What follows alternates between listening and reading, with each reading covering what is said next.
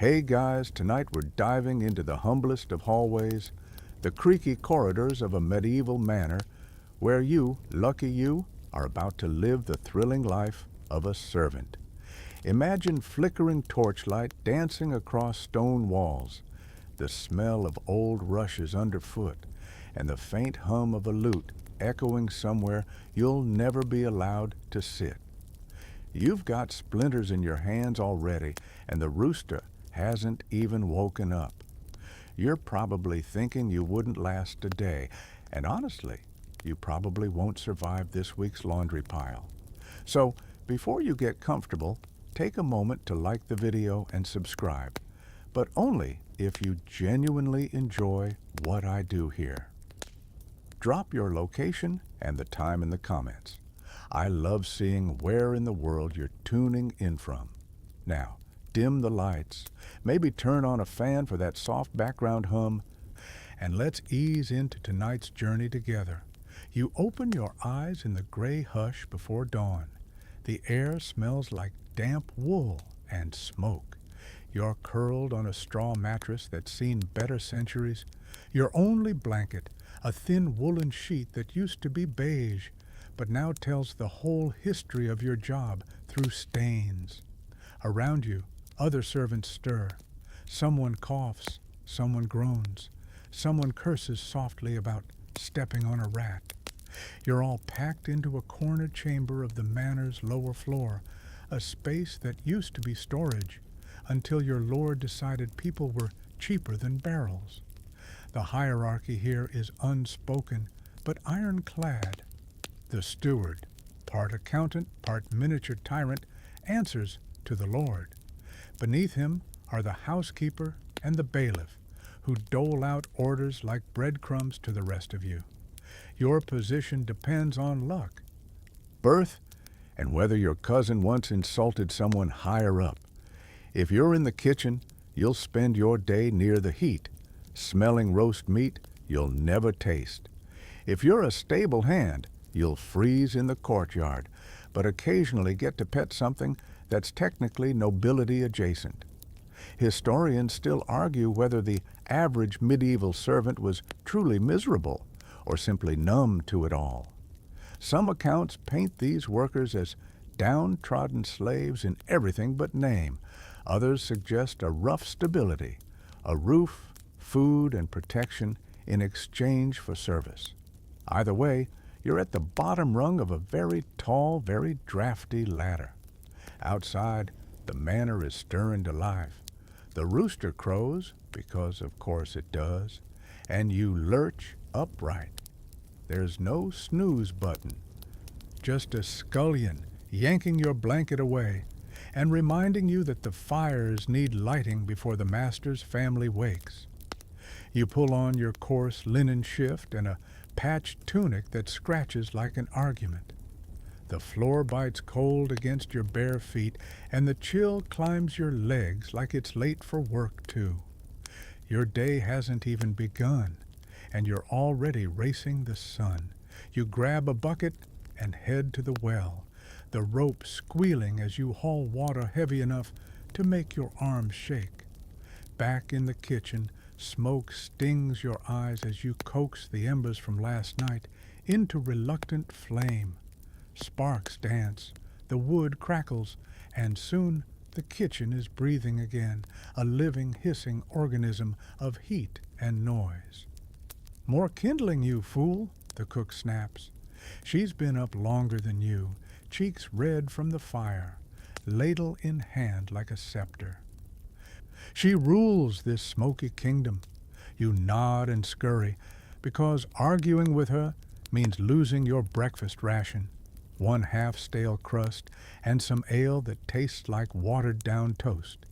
The manor itself feels like a living beast. Above you, the lord and lady's chambers rest in thick silence. Servants move quietly so as not to wake them, at least not until everything smells just right. Beyond the great hall, grooms are mucking stables, maids are sweeping reeds, and someone's already breaking ice off a trough with numb fingers. There's no glamour here, no stained glass haloing your work. But still, you notice details. The light catching in the metal of a candle holder, the sound of wind through arrow slits, the low murmur of distant prayer from the chapel. Life in the manor isn't grand. It's rhythmic, repetitive, and weirdly hypnotic, like a lullaby hummed through clenched teeth. One mainstream fact: most manors in medieval England housed anywhere from a dozen to several dozen servants. The lord's family might consist of 4 or 5 people, but supporting them required cooks, laundresses, stable boys, reeves, and more. A small ecosystem of human labor, all humming in service of hierarchy. A quirky tidbit: some upper servants, like stewards or chamberlains, could actually become rich from perks, a polite term for pocketing leftover goods or charging small fees for their duties. It was like corporate skimming, only with more mead and fewer HR departments.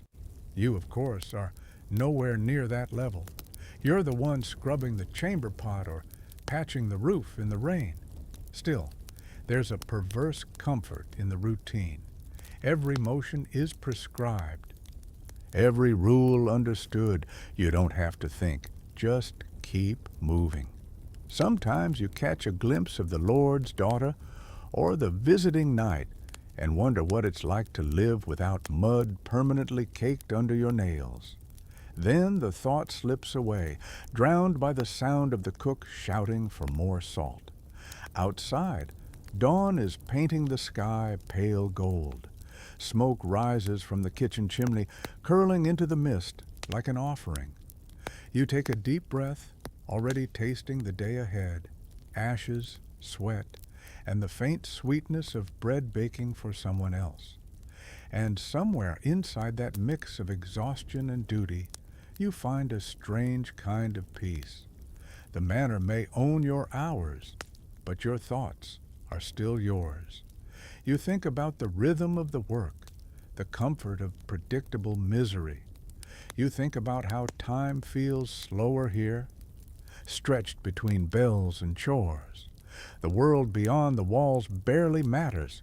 Kings can die, wars can rage, and plagues can sweep through towns. But inside this manor, there will always be boots to polish and fires to stoke. You glance up, watching light slide through the cracks in the shutters. For a moment, it almost looks like freedom. Then someone calls your name, and you're reminded that freedom doesn't live here. It's out there, somewhere beyond the fields. But for now, your job is to make sure breakfast doesn't burn. The first light of dawn has barely stretched across the sky when you're already ankle-deep in your morning routine. If you can call routine something that feels like punishment on repeat. The rooster's smug crow is your alarm clock, and the scent of smoke clings to everything: your hair, your sleeves, even your dreams. The kitchen fire you lit an hour ago has finally taken, its orange glow painting your face in warmth you won't get to enjoy for long. Before sunrise, every task feels heavier, slower, as if the darkness itself resists you. You lug buckets of water from the well again, this time for the Lord's washing basin. The wooden handle bites into your palms, already blistered from yesterday. It's not just water you're hauling, it's the day's first chore of 100. In the courtyard, other servants are already moving like ghosts. The stable boy hums under his breath as he scrapes manure into a pile. The dairymaid's shawl flutters in the wind as she kneels to milk the cows, her breath clouding in the cold. Somewhere, a scullion, young, perpetually scolded, scrubs pots until her hands turn the color of beetroot. No one talks much before sunrise. The air belongs to the roosters and the chill. You start by sweeping the hall, though sweeping is generous. The rushes scattered across the floor are there to catch filth, and it's your job to remove the top layer and replace it before they ferment into a biology experiment. You toss out what's left, bits of straw, bones, spilled ale, a mouse or two, and spread fresh reeds mixed with mint or lavender if you're lucky. A medieval version of air freshener, except it doesn't fool anyone. Historians still argue whether the typical medieval manor smelled worse than a modern garbage dump, or whether everyone simply got used to it. Either way, your nose is on strike by mid-morning. The only thing sharper than the scent of rot is the sharp tongue of your superior, who appears just as you spill half a bucket of water. "Careless," she snaps, and you bow instinctively, mumbling apologies that feel rehearsed because, well, they are. A servant's pride is something you check at the door, if you had a door. Breakfast for you comes after everyone else's comfort has been seen to. In the kitchen, you watch the Lord's porridge bubble thick and golden in its pot, rich with honey. Yours, when it finally arrives, is thinner than a rumor and twice as cold. Still, you eat it quickly, crouched near the fire for a stolen moment of warmth. The mainstream fact: most medieval servants began their workday well before dawn, with some rising as early as 3 or 4 in the morning during busy seasons. There was no work-life balance, just work-life blur. You wipe your mouth with your sleeve. Napkins are for people who don't have to scrub them later, and head to the courtyard. The sky has turned soft pink. Frost still crusts the grass, glittering underfoot. You're sent to the chicken yard, a patch of mud where the hens gossip and judge you. You gather eggs with cautious hands, because a broken one means a scolding and possibly losing your breakfast again. As you move through your chores, you find the rhythm of survival. You start to predict the day. The Lord will demand hot water for shaving soon. The laundress will yell for help, hauling wet linens to the line. Someone will spill something that will somehow be your fault. It's the medieval version of déjà vu. Different day, same blisters. A quirky tidbit: some households believed that if a servant yawned before the Lord had eaten breakfast, it would bring bad luck to the manor. You learn quickly to keep your yawns quiet, pressing them behind closed lips until your jaw aches. Outside, the sky is fully awake now, though you're still half asleep. The air buzzes faintly with morning sounds: hooves clopping, fires crackling, dogs barking at things only dogs can see. The manor's bell rings out, deep and sonorous, marking the beginning of official work hours. As if you hadn't already been laboring for 3, you're assigned to fetch water again, because water is life, and also, apparently, endless punishment. You hoist the yoke across your shoulders, balancing 2 sloshing buckets as you trudge back up the path. The cold bites through your sleeves, and the wooden handles dig into your collarbone. You start humming a low, wordless tune your mother used to sing. Something about keeping your head down and your soul light. It helps, a little. When you return, you notice a sliver of movement in the high window. The lady of the manor drawing her curtains. Her silhouette passes like a shadow across the glass. You freeze for a second, wondering what it's like to wake up warm, to have someone else carry your water. Then the moment's gone, replaced by the clatter of buckets as someone shouts your name again. By mid-morning, the kitchen is chaos. Cooks yell, dogs circle hopefully, and the smell of bread is almost cruel. You tend the fire, wiping sweat from your brow, feeling soot cling to your skin like a second layer. You're invisible here, except when something goes wrong. The cook's ladle is both a tool and a weapon. She raps your knuckles when you move too slowly. Still, there's humor in small moments. You and another servant exchange a quick smirk when the steward, pompous as ever, slips slightly on the damp floor, but catches himself before disaster. You stifle your laugh, though the sound bubbles up anyway, a soft reminder that laughter is the only luxury they can't confiscate. Time crawls until the first meal. You stand behind your betters as they eat, refilling cups and clearing platters. The roasted meat smells divine, the fat dripping and hissing where it hits the coals. Your stomach growls audibly, earning a side-eye from the page beside you. He smirks. You roll your eyes. At least misery here is shared. Once they're done, you finally get to pick through the leftovers, the trencher scraps. It's a medieval buffet for the underclass. Cold bread, bits of gristle, maybe a spoonful of pottage if you're lucky. You eat quickly, crouched on a bench, because the day isn't even half over. Historians still argue whether servants in large manors were truly bound by loyalty or by fear. Some accounts describe them as part of an extended family, while others liken them to replaceable tools. You, standing in soot-streaked clothes and chewing yesterday's bread, have your own theory. Family doesn't usually threaten to dock your wages for sneezing near the stew.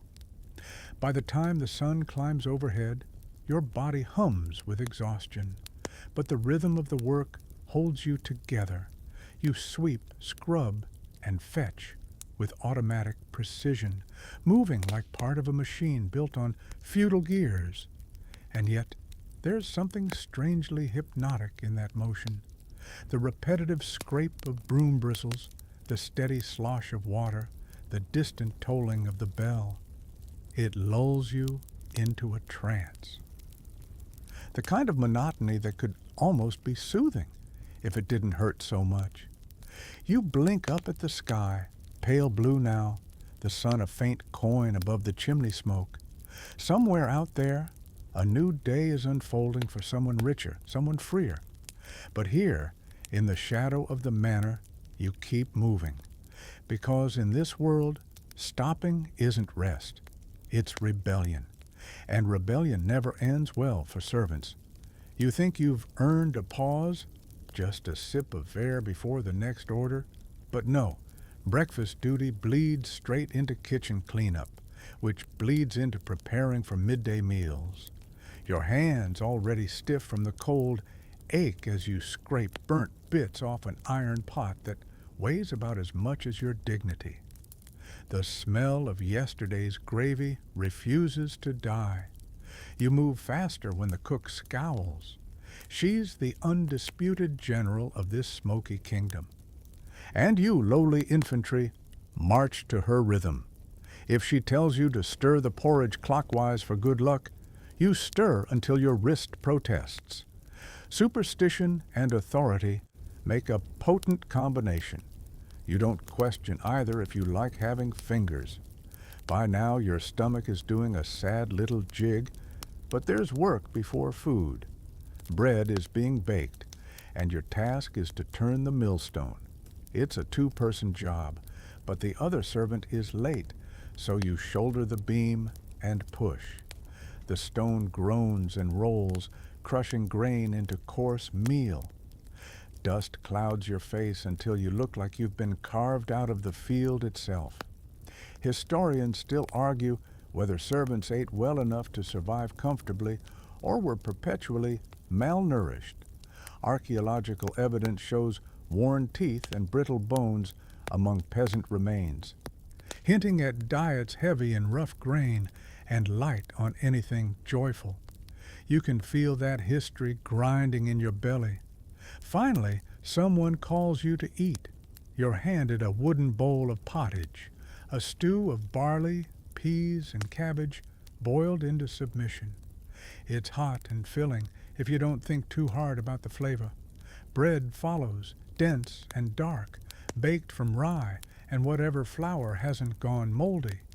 You chew, swallow, and wash it down with ale so weak it barely remembers being fermented. That's your breakfast, lunch, and probably dinner too. Meals blur together here, one long procession of beige. A mainstream fact. For most medieval servants, ale was safer than water since boiling or fermenting killed off pathogens. Even children drank it daily, which might explain why nobody seemed alarmed when people fell asleep in the hay mid-afternoon. You take your portion to a corner and eat quickly, the bowl balanced on your knees. Around you, the kitchen hums with motion, knives thudding, spits turning, dogs pacing underfoot in case of dropped treasure. You've learned to guard your food like it's gold. Last week, one of the hounds stole half your bread. You still miss it more than some relatives. A quirky tidbit you overheard. Some servants, especially those in larger households, learned to stretch their food by adding sawdust to their flour or watering down pottage until it became soup in only the philosophical sense. You haven't resorted to that yet, though the idea doesn't sound as crazy as it used to. Once fed, you're sent to fetch provisions from the storehouse. The air outside is brisk, the sky clouded with the kind of gray that promises rain but delivers mud. You step around puddles, clutching a key too big for your hand, and unlock the storeroom door. Inside, sacks of grain, barrels of salted meat, and wheels of hard cheese line the walls. You breathe in deeply, catching a whiff of preserved abundance you'll never taste. You measure out what the cook requested: flour, salt, onions. A mouse darts across your foot, bold as a knight. You jump, then laugh quietly. It's ridiculous how easily fear and humor mix when your world is made of crumbs and shadows. Back in the kitchen, the smell of baking bread is heavenly, torturous even. The cook eyes the loaves like a dragon counting gold. Servants caught stealing so much as a crust can be whipped or dismissed, depending on the master's mood. Still, there's always risk-takers. You know one boy who managed to pocket a heel of bread every week for a year. When he finally got caught, the punishment was less painful than the loss of his secret feast.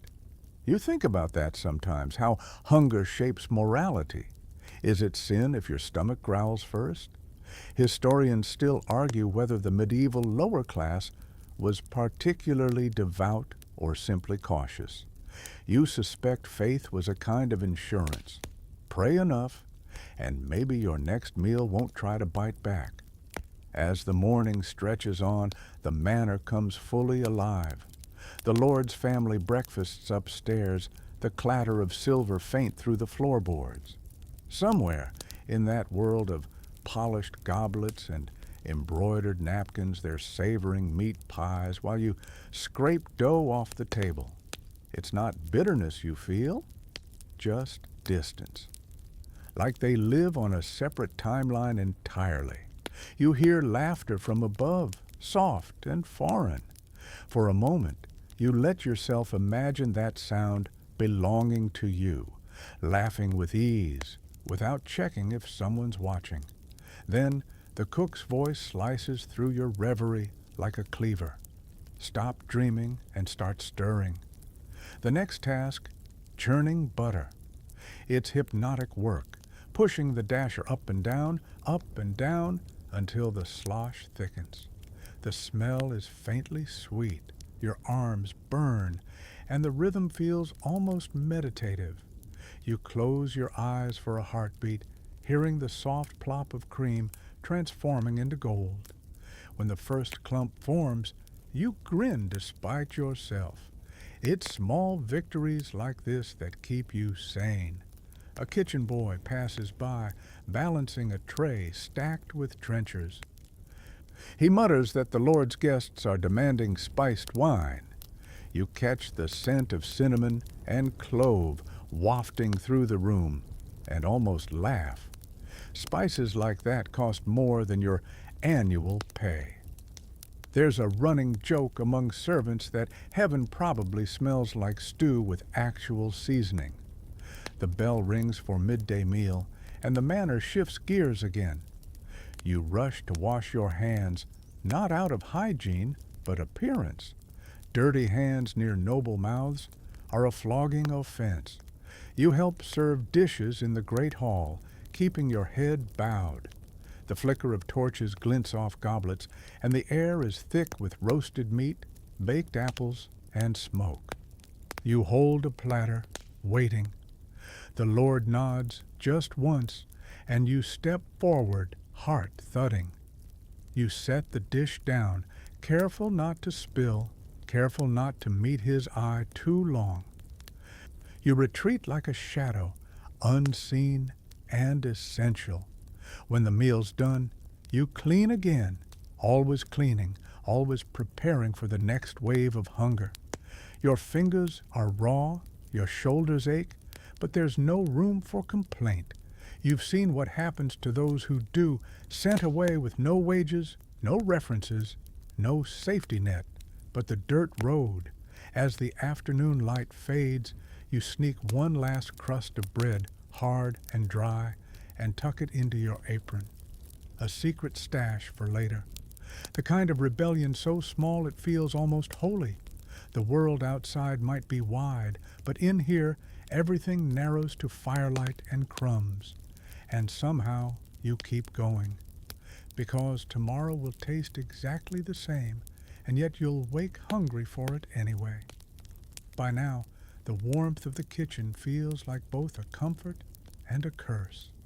The heat is relentless, pressing down on you like a smothering blanket, but stepping outside only replaces it with a biting chill. When you finally slip out for a breath of air, the wind cuts through your thin wool like you've been dressed in complaints instead of clothing. Your tunic scratches your skin in all the wrong ways, and every seam seems to carry a secret itch. Your livery, the uniform that marks you as belonging to the manor, is more like a wearable resume of discomfort. Its coarse wool, dyed in the Lord's colors, once bright, but now dulled by grime and sweat. The sleeves hang too long, the hem too short, and the smell too personal to describe politely. Somewhere along the line, uniform became itchy prison. You glance down at the weave. The rough fibers rub against your wrists until they're red and chapped. The laundress tells you to rub pig fat on the sore spots, but all that does is make you smell like dinner. Historians still argue whether medieval servants were proud to wear their livery or resentful of it. In theory, it symbolized honor, proof that you served a noble household. In practice, it marked you as property. Anyone in town could tell at a glance who owned your labor, who owned your loyalty, and by extension, who owned you. As you walk back through the courtyard, the fabric scrapes like sandpaper against your knees. You scratch absently at your collar, and your nails come away with a souvenir, a louse, tiny and victorious. Lice are the unofficial co-workers of the medieval service industry, and they have tenure. You try not to think about it. Instead, you tug your cap lower and push through the door to the washroom, a loose term for the corner where laundry happens. Two maids are elbow deep in soapy water, wringing out linens that could double as medieval armor when dry. The air smells of lye, sweat, and resignation. Need help? You ask, already knowing the answer. Always, one of them mutters. You roll up your sleeves and grab a wet tunic from the pile. It's heavy, its wool fibers clinging to the water like gossip. You twist, wring, and twist again until your arms shake. Water splashes across your boots and onto the stone floor. The laundress eyes your effort. You'll never get the smell out, she says, wrinkling her nose. You just learn to live with it. She's right. There's a whole vocabulary of smells here. Smoke, tallow, human, and something indefinable that might just be history itself. You half expect your clothes to start narrating your life. Today we endured stew spillage, mud, and 2 lectures about posture. A mainstream fact, washing clothes in the Middle Ages was labor-intensive and infrequent. Servants usually owned just 1 or 2 outfits, which they repaired endlessly. Bathing was rare, too, not just because of the cold, but because many believed water could weaken the body and open the pores to disease. Cleanliness was moral, not medical, and sometimes the cleanest people were simply the best at hiding stains. A quirky tidbit, though, some wealthier households did experiment with scented sachets sewn into garments. Tiny bundles of lavender, rose petals, or herbs were meant to mask the worst odors. You once found a scrap of such luxury sewn inside a discarded gown. It smelled faintly of mint and dreams you couldn't afford. When you returned to your chores, you paused by a small mirror hanging crooked near the stairs. The glass is wavy, distorted, but you catch your reflection. Tired eyes, soot on your cheek, hair frizzed into medieval chaos. You grin faintly. At least the lice seem to like you. You make your way to the hall again, where the Lord's guests have gathered. The steward stands tall, his livery crisp, his expression carved from authority. You bow as he passes. He doesn't see you. You could burst into flames and he'd only notice if it smoked up the tapestries. Still, appearances matter. Every servant knows the importance of maintaining the manor's image. You might not get paid in dignity, but you're expected to exude it on behalf of your betters. Straighten your collar. Someone whispers behind you, "The lady's coming." You tug at the wool until it sits uncomfortably perfect. The lady of the manor glides past, her gown whispering across the floor. You catch the shimmer of embroidered silk, the faint scent of rose oil. For a fleeting moment, you wonder what it feels like to wear something soft. Historians still argue whether the upper classes were truly oblivious to the misery around them or whether they simply considered it the natural order. Maybe both. Either way, the gap between silk and wool might as well be an ocean. The day wears on. You're sent to repair a tear in your tunic, needle in hand, thread biting your fingertips. Your stitches are crooked but sturdy, practical, like everything else in your life. You hum as you sew, a tune you've half forgotten but still know by muscle memory.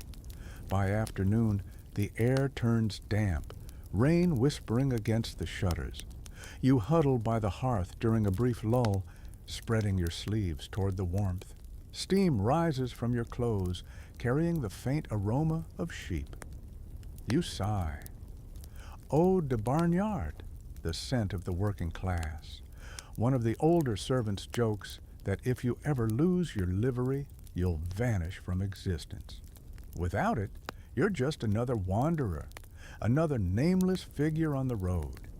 He's only half wrong. Your clothing isn't just uncomfortable. It's identity, protection, and limitation all stitched together. Outside, thunder rumbles, and for a moment the manor feels alive, its stone walls vibrating under the sound. You lean back, half drowsy from the heat, and imagine trading your wool for something ridiculous. A silk robe, maybe, or a shirt that doesn't itch like guilt. The fantasy lasts all of 2 seconds before someone calls your name. "Fetch dry rushes for the floor," comes the order.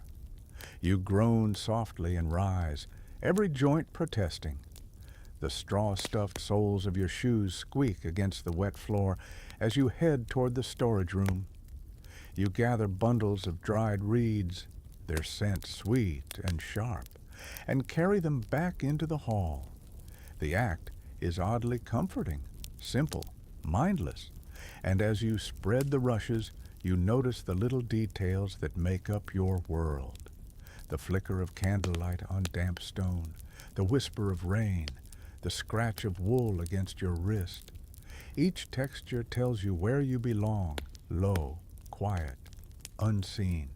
But sometimes, in the hush between orders, when the fire pops and the rain hums its soft lullaby on the roof, you let yourself imagine something else.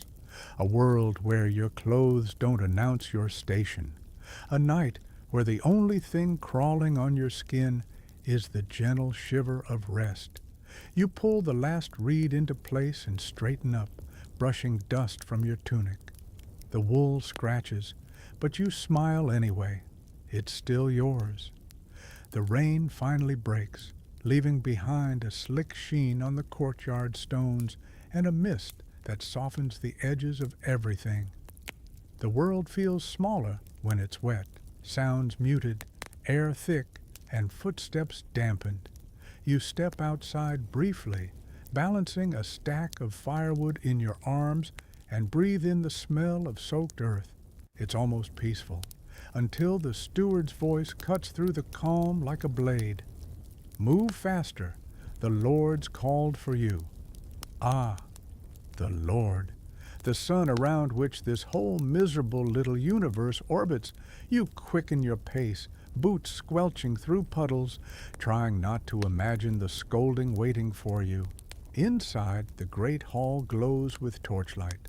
The long table gleams under the flicker of flames, and your Lord, middle-aged, well-fed, and perpetually discontent, sits at its center like he's auditioning for eternity. You stop a respectful distance away, bowing low enough to see the floor's reflection in the polished flagstones. The steward stands beside him, arms crossed, a human punctuation mark to every command. Late, the Lord says mildly, which is somehow worse than shouting. My Lord, you murmur, keeping your eyes lowered. I was gathering wood for... Excuses are for priests, he interrupts. The words drip lazily, like honey that's gone sour. See that it doesn't happen again. You nod, throat tight. The steward smirks faintly, enjoying his brief moment of authority by proxy. It's a look you've seen before, a mix of pity and pleasure. Power trickles down in this house like wine at a feast. The top drinks deeply, the bottom licks the drops that fall. Historians still argue whether feudal obedience was rooted in fear or faith. Some say servants genuinely revered their masters as God's chosen. Others argue it was survival instinct, learned over generations of punishment. You, however, have come to the simple conclusion that fear is faster than faith and easier to fake. You're dismissed with a flick of the Lord's fingers, as if you're a candle that's burned too long. You bow again and step backward, careful not to turn your back until you've cleared the dais. It's a dance of deference you know by heart, head down, hands still, mouth shut. Once out of sight, you exhale, slowly, carefully, like the air might betray you. In the corridor, the steward corners you. The ladies' chambers need tending, he says, without looking up from his ledger. See that the rushes are changed and mind the bed linens. She's had guests. You suppress a grimace. Yes, sir. The ladies' chamber is another world entirely. You climb the narrow spiral stairs, each step colder than the last, until you reach a room draped in tapestry and velvet. Candles flicker in polished holders. The air smells faintly of rose water and secrecy.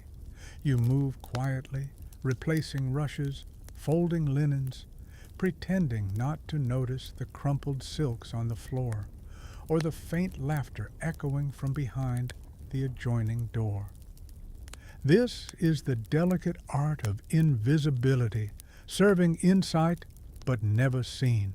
You catch your reflection in a brass basin, face half lit, eyes downcast. You look like part of the furniture, a mainstream fact. Within the manor hierarchy, servants were constantly visible but socially invisible. They stood by during meals, prayers, and even private moments, yet were expected to erase their presence entirely. It was the original disappearing act, perfected centuries before stage magic. As you smooth the sheets, you notice a small comb lying on the pillow, ivory, delicate, carved with tiny flowers. You hesitate before placing it neatly on the dressing table. For a heartbeat, you imagine what it would be like to own something so fine, to have even one object that existed purely for beauty. Then you remember yourself and step back. Downstairs, the Lord's voice rises again, sharp this time. You wince instinctively, though the words are too muffled to catch. The steward passes by, muttering about accounts, followed by the bailiff, who smells of damp parchment and bad decisions. You make yourself smaller, hugging the wall as they go. Rank among servants is a brutal ladder. Each rung steps on the one below it. A quirky tidbit. Some stewards and high-ranking servants grew so powerful they rivaled their masters. There are records of lords accusing their own household officers of embezzlement, manipulation, even sorcery. It seems even in the Middle Ages, middle management was feared and despised in equal measure. You retreat to the hallway where the walls sweat with condensation. The sound of dripping echoes through the stone, a slow rhythm like a ticking clock. Not that you need one. The day tells its own time, bells, meals, chores, and exhaustion. When you finally reach the servants' quarters again, you find the scullion crying softly over a broken pitcher. "It slipped," she whispers. "He'll dock my pay?" You crouch beside her and pick up the shards. "He might," you say, "or he might forget." She shakes her head. "He never forgets." You sweep the pieces together and wrap them in cloth, promising to throw them out discreetly. She thanks you with a watery smile. It's the first kindness exchanged all day, and it feels heavier than the firewood you carried earlier. Historians still argue whether compassion was common among servants or rare under pressure. Diaries from upper servants suggest camaraderie existed, but loyalty had limits. When food and coin are scarce, mercy competes with survival. Yet here you are, proving that even in servitude, humanity leaks through the cracks. Evening approaches. The Lord's household gathers for supper. The servants hover like satellites, orbiting unseen. You refill goblets, pass trenchers, and wipe spills that aren't your fault. The air smells of roasted goose, cloves, and authority. As the family eats, you catch snippets of conversation, rumors of taxes, whispers of plague in the next shire, gossip about neighboring lords. None of it concerns you directly, but you store it away. Knowledge is a kind of coin, and sometimes a rumor can buy you a moment's leverage. The meal ends. You clear the table, scraping bones into a bucket for the dogs. When the Lord waves his hand dismissing the room, you bow again and back out. Your knees ache from so much humility. Outside, the last of the rain patters softly against the windows. You tilt your head back, catching one stray droplet on your tongue, just to remind yourself that some things still belong to everyone. The air smells of wet earth, wood smoke, and faint possibility. And for a flicker of a moment, you imagine standing upright before your Lord, not bowing, not serving, just standing. But the thought passes quickly. In this world, imagination is the only rebellion that doesn't get punished. You head to the stables to check the fires. the smell of hay and horses wrapping around you like a familiar blanket. The horses snort softly as you pass. They, too, belong to someone else, but they seem content enough. You envy that. Tomorrow, you'll rise before dawn again to fetch, carry, and bow in rhythm. But for now, you let your shoulders relax. The Lord may rule the manor, but only you know how every hidden hinge and hallway breathes. You are the unseen pulse that keeps this place alive. And maybe, in some quiet, rebellious corner of your heart, that's enough. Night settles over the manor like a heavy wool cloak, dense, uneven, and slightly itchy. The fire in the great hall gutters low, licking faintly at the last of the logs. The noble family has long since retired to their chambers, their footsteps fading into velvet silence. That's your cue, time to make your own bed wherever you can find it. For servants, bedtime isn't a luxury. It's an afterthought wedged between duties. You drag your feet toward the sleeping quarters, which are not so much rooms as strategic piles of humanity. Some servants sleep in alcoves, some in lofts, and some, like you, wherever there's floor and permission. Tonight, your designated spot is near the hall door, close enough to be called instantly if someone needs water, but far enough from the hearth that your toes will freeze before dawn. You spread your blanket, a rectangle of scratchy wool, more holes than fabric, across a straw-stuffed mattress. The straw rustles like 1,000 tiny critics, and you're aware of every poke through the thin linen sheet. You lie down anyway, too tired to care. The smell is a mix of dust, smoke, and faint mildew. You call it rustic charm. Historians still argue whether servants actually slept in communal dormitories or scattered throughout the manor where their work demanded it. Evidence suggests both. Some slept in shared quarters, others near the rooms of their superiors, serving as human alarm clocks or overnight guards. You, lucky soul, are one of the latter. The floor around you is alive with movement. A scullion curls near the hearth, her breath soft against the fading coals. 2 stable hands snore from under a bench, boots still on. A kitchen boy mutters in his sleep, probably dreaming of stealing pies again. The rhythmic breathing of others is oddly soothing. It's the closest thing you have to lullaby music. Outside, rain taps against the shutters, and wind whistles faintly through cracks in the stone. The manor itself seems to sigh, settling into the same exhausted slumber as its servants. You listen to the creaks of wood and the occasional scurry of mice, and imagine the house dreaming of feasts, battles, or maybe just of staying upright through another century. A mainstream fact, medieval manors often had what was called the Great Hall, a central room that served as dining space by day and sleeping area by night for lower servants or even guests. Privacy was a luxury reserved for the elite. Most people lived and snored in company. You shift under your blanket, trying to find a comfortable position. The straw pokes your back, you flip over. The stone floor underneath radiates cold through the thin bedding. You think about the beds upstairs, soft mattresses stuffed with feathers, canopies drawn against drafts, furs piled thick. The lady of the house probably sleeps like royalty because, well, she is. You, on the other hand, have a front row seat to the door. If a burglar, or worse, a noble's restless bladder, strikes in the night, you're the first responder. A candle flickers weakly nearby, its wax pooling like melted gold.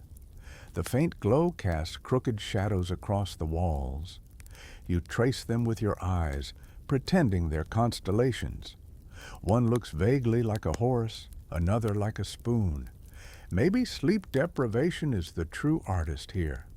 Just as your eyelids begin to droop, you hear footsteps, soft, deliberate. You sit up quickly, heart leaping. It's the steward, lantern in hand. His expression is the same as ever, vaguely disapproving, like he's spent his whole life smelling something slightly unpleasant. Up, he says. The fire in the Lord's chamber is dying. You bite back a groan and push yourself up. Yes, sir. You wrap your blanket around your shoulders like a cape of defeat and follow him up the narrow stairs. The hallways are dark, the air sharp with chill and candle smoke. The steward's lantern sways, painting brief glimpses of carved beams and faded tapestries. In the Lord's chamber, the fire has indeed burned low. You kneel, stacking fresh logs with quiet precision, coaxing flame from the embers. The warmth brushes your face, and you almost forget to move. Faster, the steward mutters. You add kindling, the wood crackles, and soon the fire glows again. The Lord stirs in his sleep but doesn't wake. His snores are soft, self-satisfied, the kind only a man who's never cleaned a chamber pot can produce. You stand, bow slightly, and back away. The steward nods curtly before leaving. You trail behind him, the warmth of the fire fading quickly from your hands. On your way back, you pass the servant's stairwell, a narrow corkscrew of cold stone. Your candlelight flickers over scratches carved into the wall, initials, tally marks, crude drawings.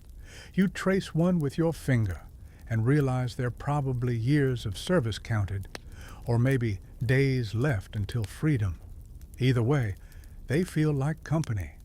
Back in your corner, the scullion has stolen your blanket in her sleep.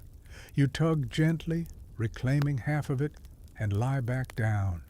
The cold presses close again, but at least the fire upstairs is someone else's problem now. A quirky tidbit. Some servants actually shared their sleeping spaces with dogs, not just for warmth, but for company. The term bedfellow wasn't always human-specific. You eye the manor hounds curled near the door and consider the arrangement. They look cleaner and happier than most people you know. You settle into a half-sleep, that hazy border where dreams and chores blend. In one moment, you're scrubbing a floor. In the next, you're floating over a field of wheat. Then you're suddenly awake again because someone coughed too loudly. Historians still argue whether medieval people truly slept through the night or practiced what's called segmented sleep, two shorter phases broken by an hour of wakefulness. Some suggest people prayed, tended fires, or even visited neighbors between first sleep and second sleep. You, unsurprisingly, just lie there counting lice instead of sheep. The quiet between hours stretches thin. You think of home, if you can even call it that. A small village, maybe, with fields stretching out under moonlight. You haven't been back in months, maybe years. Letters are for people who can read, and reading's a luxury none of your kind can afford. The wind moans through the manor again, and you tuck the blanket closer around your chin. You imagine it's a softer fabric, maybe linen or velvet. The fantasy almost works. Somewhere a dog barks, sharp and sudden. You jolt upright, listening. Then footsteps, heavy ones, cross the hall above. Probably the night watchman making rounds, or maybe just the Lord's dreams pacing restlessly. Either way, not your concern unless someone calls your name. You lie back down. The straw crackles softly beneath you. Your eyes grow heavy again, the candle guttering to its final stub. For a fleeting moment, right before sleep takes you, you feel an odd calm. Despite the aches, the dirt, the constant orders, you've survived another day. The manor hums around you, a beast you've learned to live inside. And as the dark deepens, you let yourself drift into its slow, smoky rhythm. You wake before dawn again, though wake is generous. It's more that you drift upward from a shallow straw-scratching half-sleep and realize your body never really stopped working. Your arms ache from hauling wood, your legs from stairs, and your head from the smell of smoke that seems to have moved in permanently. When you sit up, something skitters across your blanket.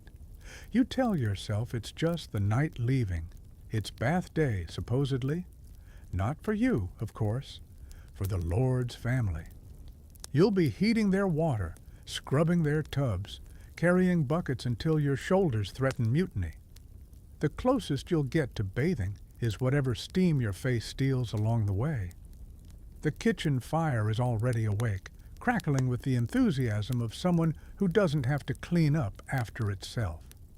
You load iron cauldrons with water, and as they heat, you breathe in that first burst of warm air.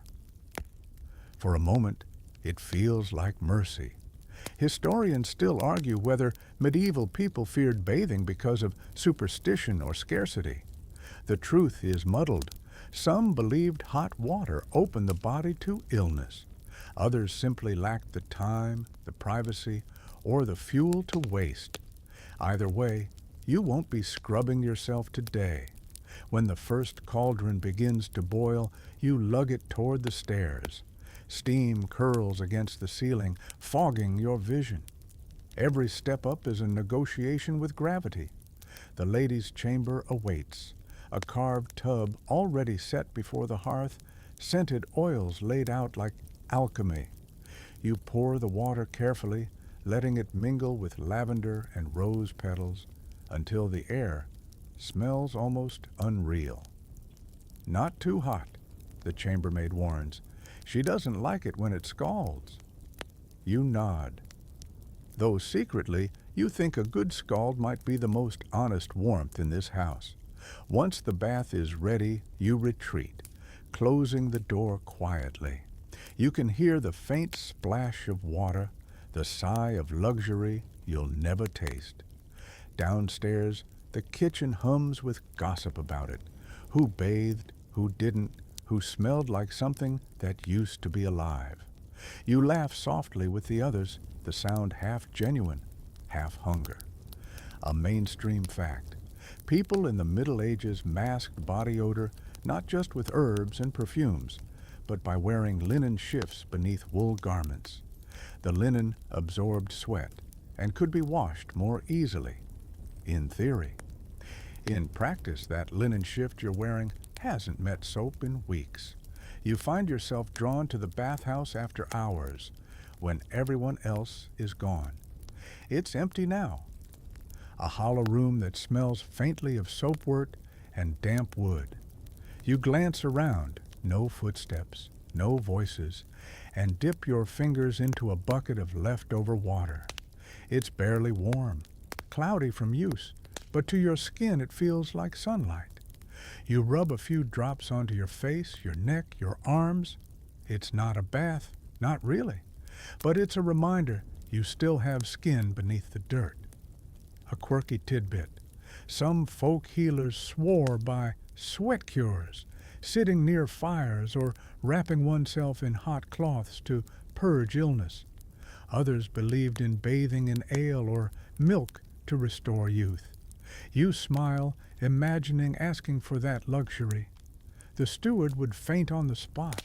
You leave before you're caught, slipping back into the hallway where the scent of boiled cabbage quickly overwrites the lavender. The contrast is enough to make you dizzy.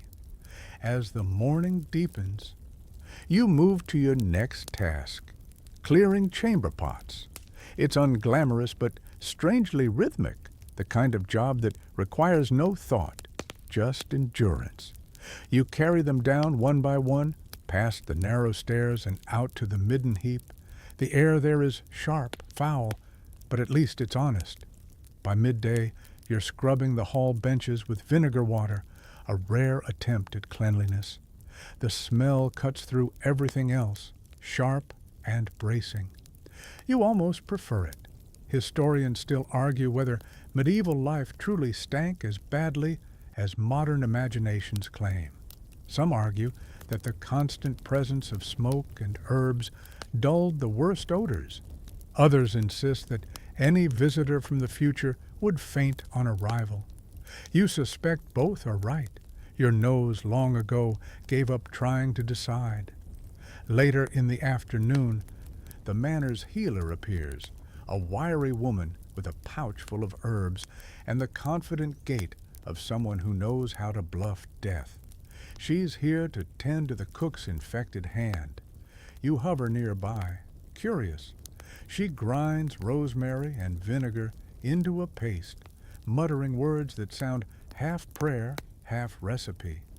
You whisper to a fellow servant, "Do you think it works?" He shrugs. If it doesn't, she'll say it was God's will. Either way, she's right. That earns a small laugh. Humor, you've learned, is a survival tactic.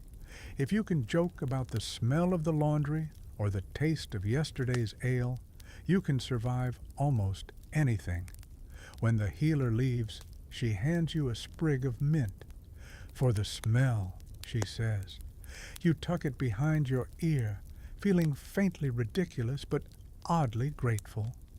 The scent follows you all afternoon, like a tiny rebellion against the stench of servitude. As twilight creeps in, you carry fresh water for hand washing before supper. The upper servants pass you, noses lifted slightly, as though your existence is an unpleasant rumor. You don't blame them. Everyone in this house is pretending to be better than someone. The hall fills with candlelight, flickering gold across the tapestries. You pour ale into pewter cups, watching bubbles rise lazily to the surface. The heat, the noise, the endless clatter, it all blurs into a single hum. When the meal ends and the fires are banked, you catch sight of your reflection in a window pane. The mint leaf has wilted, the grime still clings, but your eyes look a little brighter than this morning. Maybe that's what passes for victory here, to end the day looking slightly less dead than you began. You yawn, the sound small in the cavernous hall. Another night approaches, another round of restless dreams and stiff blankets. You stretch, your joints cracking like kindling, and glance toward the stairs. The air smells faintly of herbs and humanity, a mixture that's both comforting and impossible to escape. As you move toward your sleeping spot, you hear a murmur from the shadows, a servant telling another, "I heard in some places they bathe every week." "Liar," comes the reply. You smile in the dark, because if there's one thing that keeps everyone sane here, it's the hope, no matter how absurd, that somewhere someone smells better than you do. Morning again, and the manor hums like a machine with too many moving parts and not enough oil. The bell tolls just as you finish gulping down a sip of ale that might have once been beer in a more ambitious life. The sound rolls through the stone halls, echoing against the timbers like a heartbeat you can't ignore. Every moment here is dictated by sound. The bell for prayers, the bell for meals, the bell for labor, the bell that might as well toll just to remind you that you belong to it. The rhythm rules you, and there's a certain bleak comfort in that. No choices, no mistakes, just follow the sound. You start the day with tools in hand, not fine ones like the Lord's sword or the scribe's quill, but the humble implements of survival: broom, scythe, rake, bucket, spit. Each one feels like an extension of your bones now. You've memorized their weight, their quirks, the tiny calluses they've carved into your palms. Historians still argue whether medieval servants took pride in their tools or saw them purely as shackles. Some records describe servants blessing their brooms or sharpening knives with near religious devotion, while others suggest tools were as replaceable as the hands that held them. You, if asked, would probably shrug. Pride doesn't scrub a floor faster. Outside, the air is crisp. You can smell the cold metal of the scythe you've been given for trimming the grass near the moat. The dew sparkles across the field, and for a brief moment it almost looks beautiful, until your fingers go numb. The work begins slow, rhythmic, hypnotic.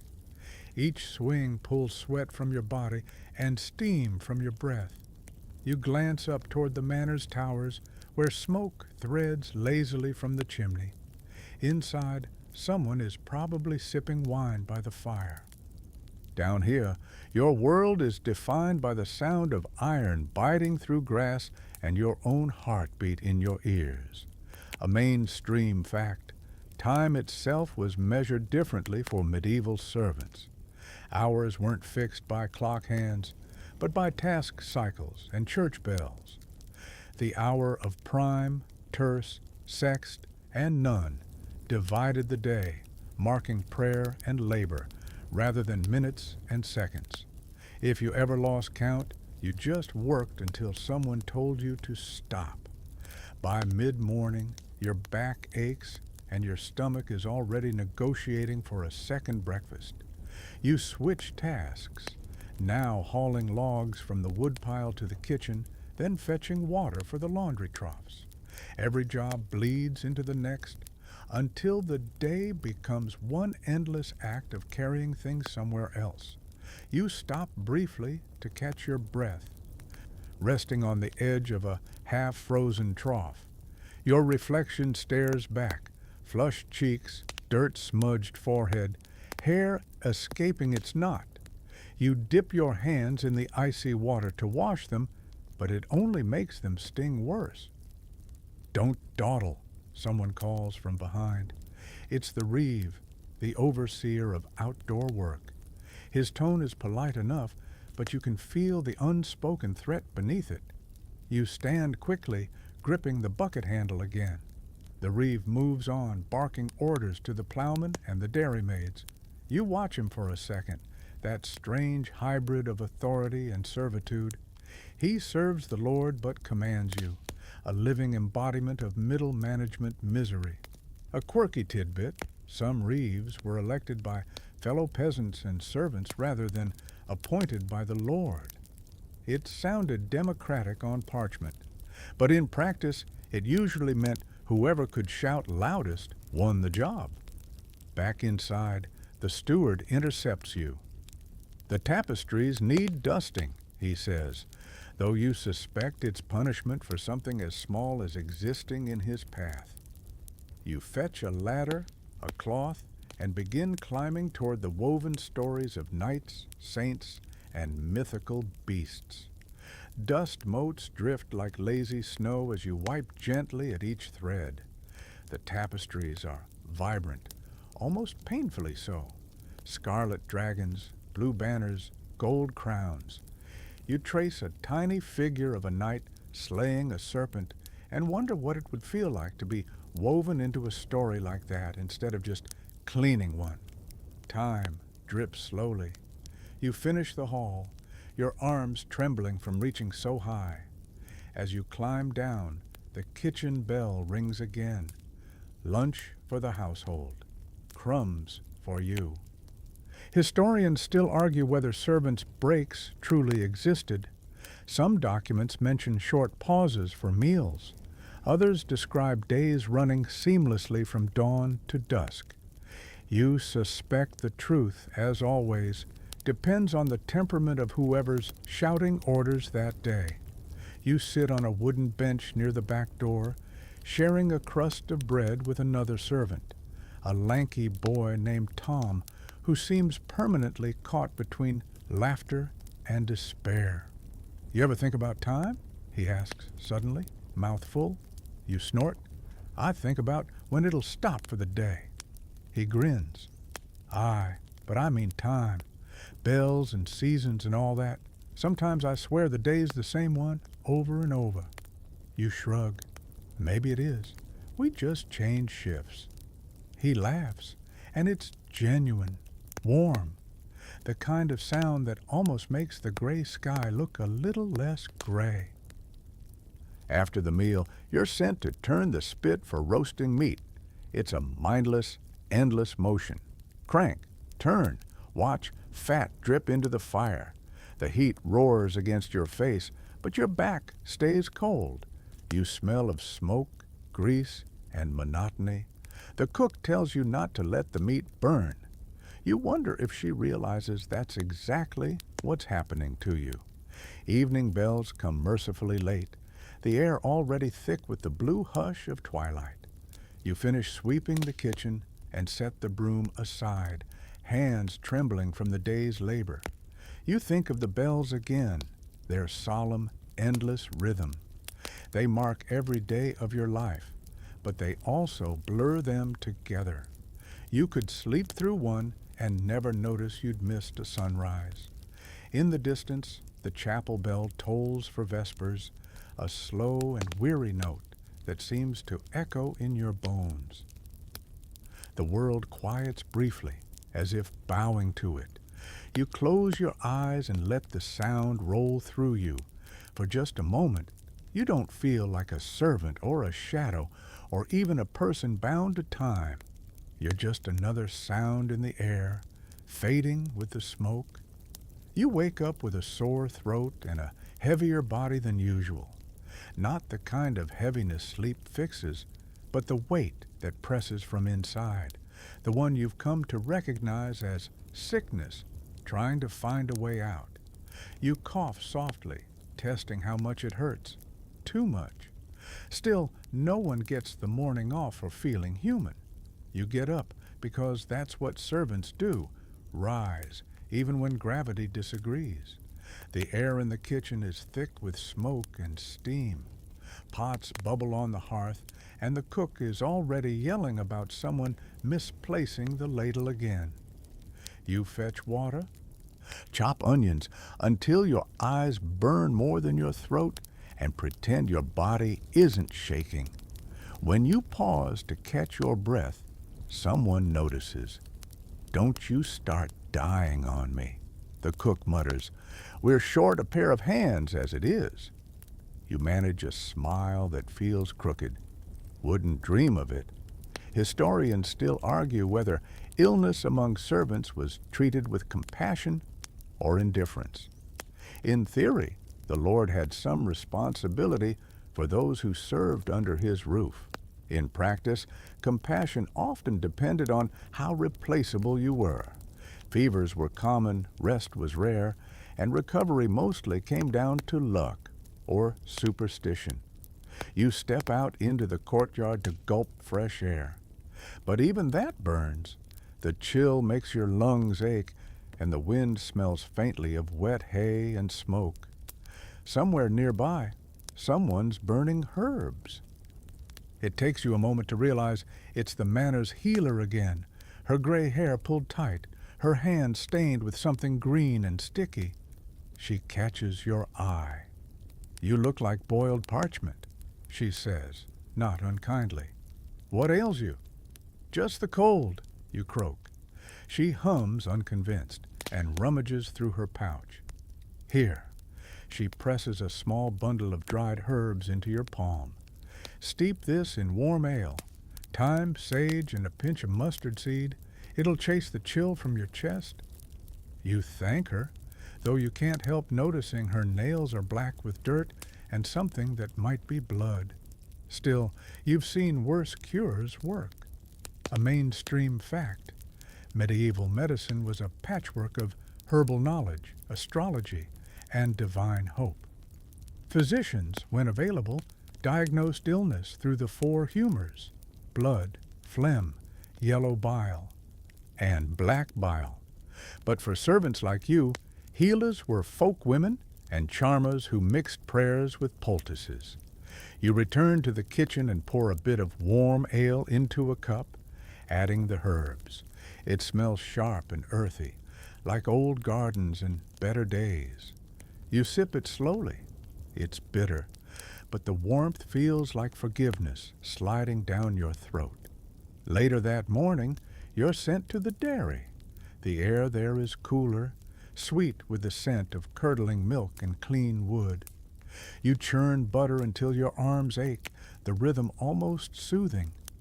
The work gives you time to breathe, to let the ache in your chest settle into something manageable.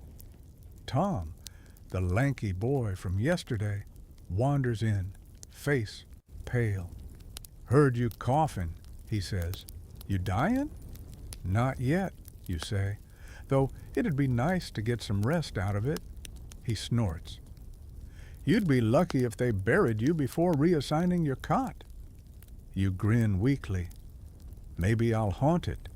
He chuckles, and for a brief moment, laughter makes the air feel lighter. It's the kind of joke you tell to make the fear shrink. Everyone's seen sickness come and go through this house. Sometimes it comes back for seconds. By midday, the manor's small chapel bell rings for prayers, and you're summoned to attend. Servants kneel at the back, the nobles in front. The priest drones about patience and divine order, words that sound suspiciously like "stay obedient" when translated through hunger. You bow your head, though your mind wanders. Historians still argue whether faith truly comforted the working poor or simply pacified them. The evidence is split. Sermons promised salvation, but rarely supper. Still, belief filled the cracks where reason failed. After prayers, you pass the priest on his way out. He gives you a tired nod, then mutters something about sin and sneezing too loudly during the homily. You can't tell if it's a joke. The afternoon passes in a haze. You patch clothes in the corner of the hall, mending tears left by other people's busy lives. Each stitch is a heartbeat.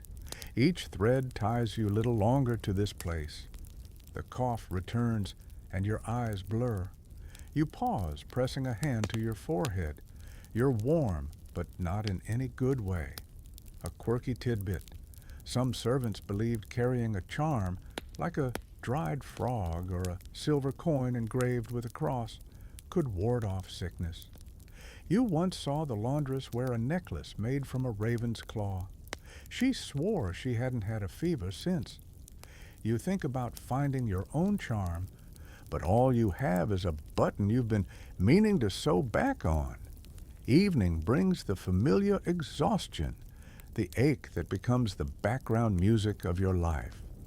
You drag yourself to the kitchen again, where supper is being prepared.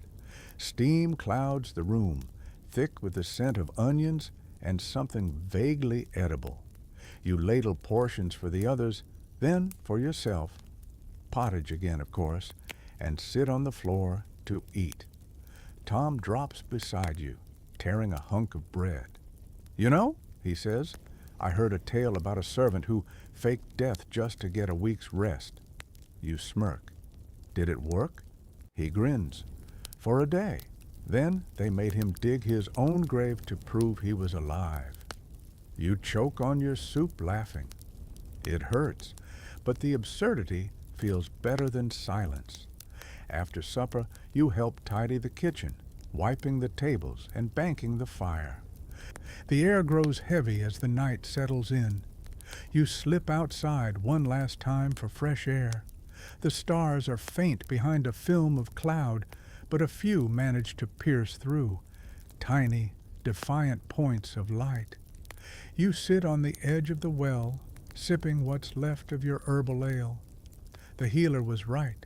The warmth in your chest lingers, though the ache remains beneath it like a stubborn tenant. The wind carries distant sounds, the bleat of sheep, the bark of dogs, the slow toll of the chapel bell marking another hour gone. Historians still argue whether medieval people feared death or simply accepted it as routine. After enough winters, enough fevers, enough losses, you suspect the difference stops mattering. You tip your head back, looking at the stars again. They shimmer faintly in the mist, patient and indifferent. You think about how small you must look from up there, just one servant coughing through the night, tending fires that don't belong to you. Still, you stay a little longer in the cold. Maybe it's the fever, but the night feels softer than usual, as if the world has briefly remembered you exist. Then the bell tolls again, and you stand, shoulders heavy, ready to go back inside. Tomorrow will need you, sick or not, and that somehow feels like the closest thing to purpose you'll ever have. Morning mist rolls in thick over the manor's fields, softening the edges of everything. It's the kind of fog that blurs the world until you're not sure where the earth ends and the sky begins. You stand at the threshold of the kitchen door, arms wrapped tight against the cold, and wonder if time itself could get lost in weather like this. Today, you're summoned early to help the bailiff. The summons isn't a request. It's the kind of invitation that makes your stomach twist. The bailiff is in charge of collecting rents and fines, and anyone in his orbit ends up bruised by responsibility, one way or another. You grab your cloak and trudge after him toward the courtyard. He's a large man with a face carved into permanent displeasure. His ledger is tucked under one arm, his expression a mixture of boredom and suspicion. "You'll carry the tallies," he says, shoving a wooden stick into your hand. "Mark what's owed. Keep up, or I'll mark you next." You nod silently, because it's wiser than answering. You set off through the manor gates, crossing into the village below. The fog follows, curling around cottages and thatched roofs. Dogs bark, chickens scatter, and villagers peer out from their doorways with wary eyes. Rent day never brings joy. The first stop is the mill. The miller meets you with a polite smile that doesn't reach his eyes. The bailiff inspects his sacks of grain, muttering about short measures. 2 bushels light, he says. The miller protests, swears by St. Dunstan it was the rats. But it's no use. The bailiff marks a fine in his ledger, and you notch a line into your tally stick. Historians still argue whether the manor's legal system offered fairness or farce. Manorial courts were the heartbeat of local law, run by the lord's officials and attended by tenants who judged their own neighbors. Justice was less about right and wrong and more about maintaining order, especially the kind that kept everyone working. By the second cottage, your fingers are stiff from holding the stick. You notch another debt, then another, until the wood looks scarred with poverty. The bailiff's tone never changes, the same measured coldness for every excuse. A sick child, a failed harvest, a broken plow. Each story ends the same way, a tally carved, a sigh swallowed. When the list is done, you follow him to the manor's small wooden courtroom, a dim space where peasants gather on benches to hear judgments. The steward presides today, his livery neat, his face unreadable. The Lord himself doesn't attend. These petty matters are beneath him, but his seal gleams on the documents stacked beside the steward's hand. One by one, villagers step forward. Some kneel, others stand with defiance trembling under the surface. You write names as they're spoken, copying them into neat rows on a parchment. The ink smells metallic, sharp, unforgiving. A mainstream fact. Manorial dues weren't just paid in coins. Rent could mean labor. Days spent plowing fields or mending walls.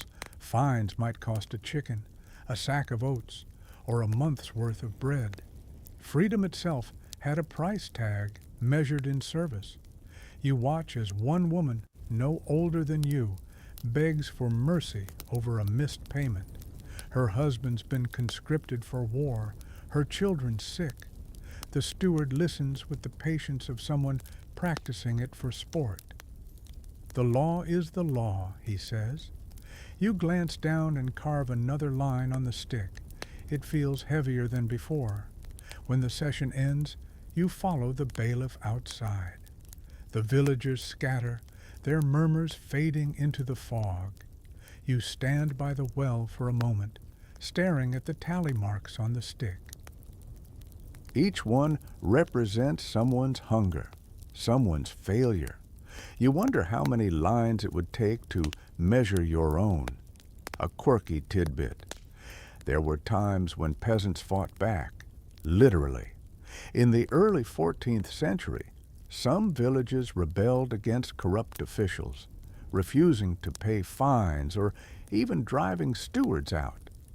Those uprisings were crushed, of course, but whispers of them lingered like embers in the air. You think about that sometimes. Not rebellion exactly, just the idea of saying no and surviving it. The bailiff hands you another task, collecting the manor's written records from the clerk. The clerk's chamber smells like ink, mold, and something faintly sour. Scrolls line the walls, labeled in cramped handwriting. You glance at one open ledger, its neat rows of names and numbers like a hymn to control. Your own name is in there somewhere, marked by labor instead of land. Careful, the clerk mutters as you pass him the stick. Don't smudge the ink. His fingers are stained black, his eyes sharp but tired. You nod, clutching the documents as if they're fragile lives, which, in a way, they are. Historians still argue whether manorial record-keeping was an act of progress or oppression. The precision was impressive, but so was the cruelty hidden in its columns. It's hard to romanticize literacy when it's mostly used to count what you owe. You leave the clerk's office and return to the courtyard, where the fog has finally lifted. The sunlight feels harsh after so much gray. The manor looms behind you, its stone walls steady, immovable, like laws themselves. The afternoon passes in dull routine. You sweep, scrub, and serve without thinking. The day's images still burn behind your eyes. Bowed heads, trembling hands, the scrape of quill on parchment. You catch yourself muttering the phrase, "The law is the law," testing the sound of it. It tastes like ash. At supper, the talk is subdued. Tom sits beside you, tearing bread into tiny pieces. "Rent day?" he asks quietly. You nod. He grimaces. "Someone'll starve for those tallies." "Maybe," you say. "Maybe someone will pay them with hope instead." He looks at you for a moment, then huffs a laugh. "Hope doesn't fill a ledger." "No," you admit, "but it keeps you from burning it." The two of you eat in silence after that, each chewing your share of borrowed peace. The candles flicker low, and the smoke rises in gentle ribbons. The manor is quiet tonight, the air heavy with invisible debts. As you lie down later, you think about the woman in the courtroom, her voice trembling as she pleaded. You imagine her face, the way her hands clutched her apron. You wonder what she's doing now, feeding her children maybe, or staring into the same night sky, wondering if the stars look kinder from your side of the wall. You close your eyes and see the tally stick again, its notches glowing faintly in the dark. For a moment, you imagine carving one more, your own. Payment for another day survived. Then you drift off to sleep, the sound of the bailiff's voice fading like an echo in your dreams, steady, cold, unrelenting. Morning comes gilded in incense and bell metal. The steward's bark is replaced, at least for a while, by the chapel bell, a slower, kinder command that still gets you moving. Today is a feast day, which paradoxically means a fast for you. Less meat, more kneeling, and a whole lot of carrying candles you're not allowed to drip on the ladies' shoes. You pull on your livery, straighten the scratchy collar. We meet again, old enemy, and join the quiet stream of servants filing toward the small stone chapel tucked against the manor wall. Inside, breath fogs the cold air. The floor rushes are new, sharp with lavender you spread yesterday, and the scent wraps the chill like a thin blanket pretending it's a quilt. You slip onto the back bench with the others, eyes cast down, ears tuned to the priest's drone. Latin flows like a river you can't swim, but you've learned to float in its rhythm. Stand, sit, kneel, repeat. The choreography you know better than dancing. The feast day rearranges the manor's heartbeat, work slows, but only because it changes costumes. You still sweep and fetch and light fires. You just do it around prayers and processions, like a servant in a play with too many acts. After Mass, the chapel spills people into the courtyard like beads from a broken rosary. The reeve organizes a short procession around the fields, and you're handed a pole with a fluttering banner. It's cold, the wind bites, and you silently vow not to sneeze at the wrong saint. A mainstream fact. The church calendar governed medieval time more than any clock.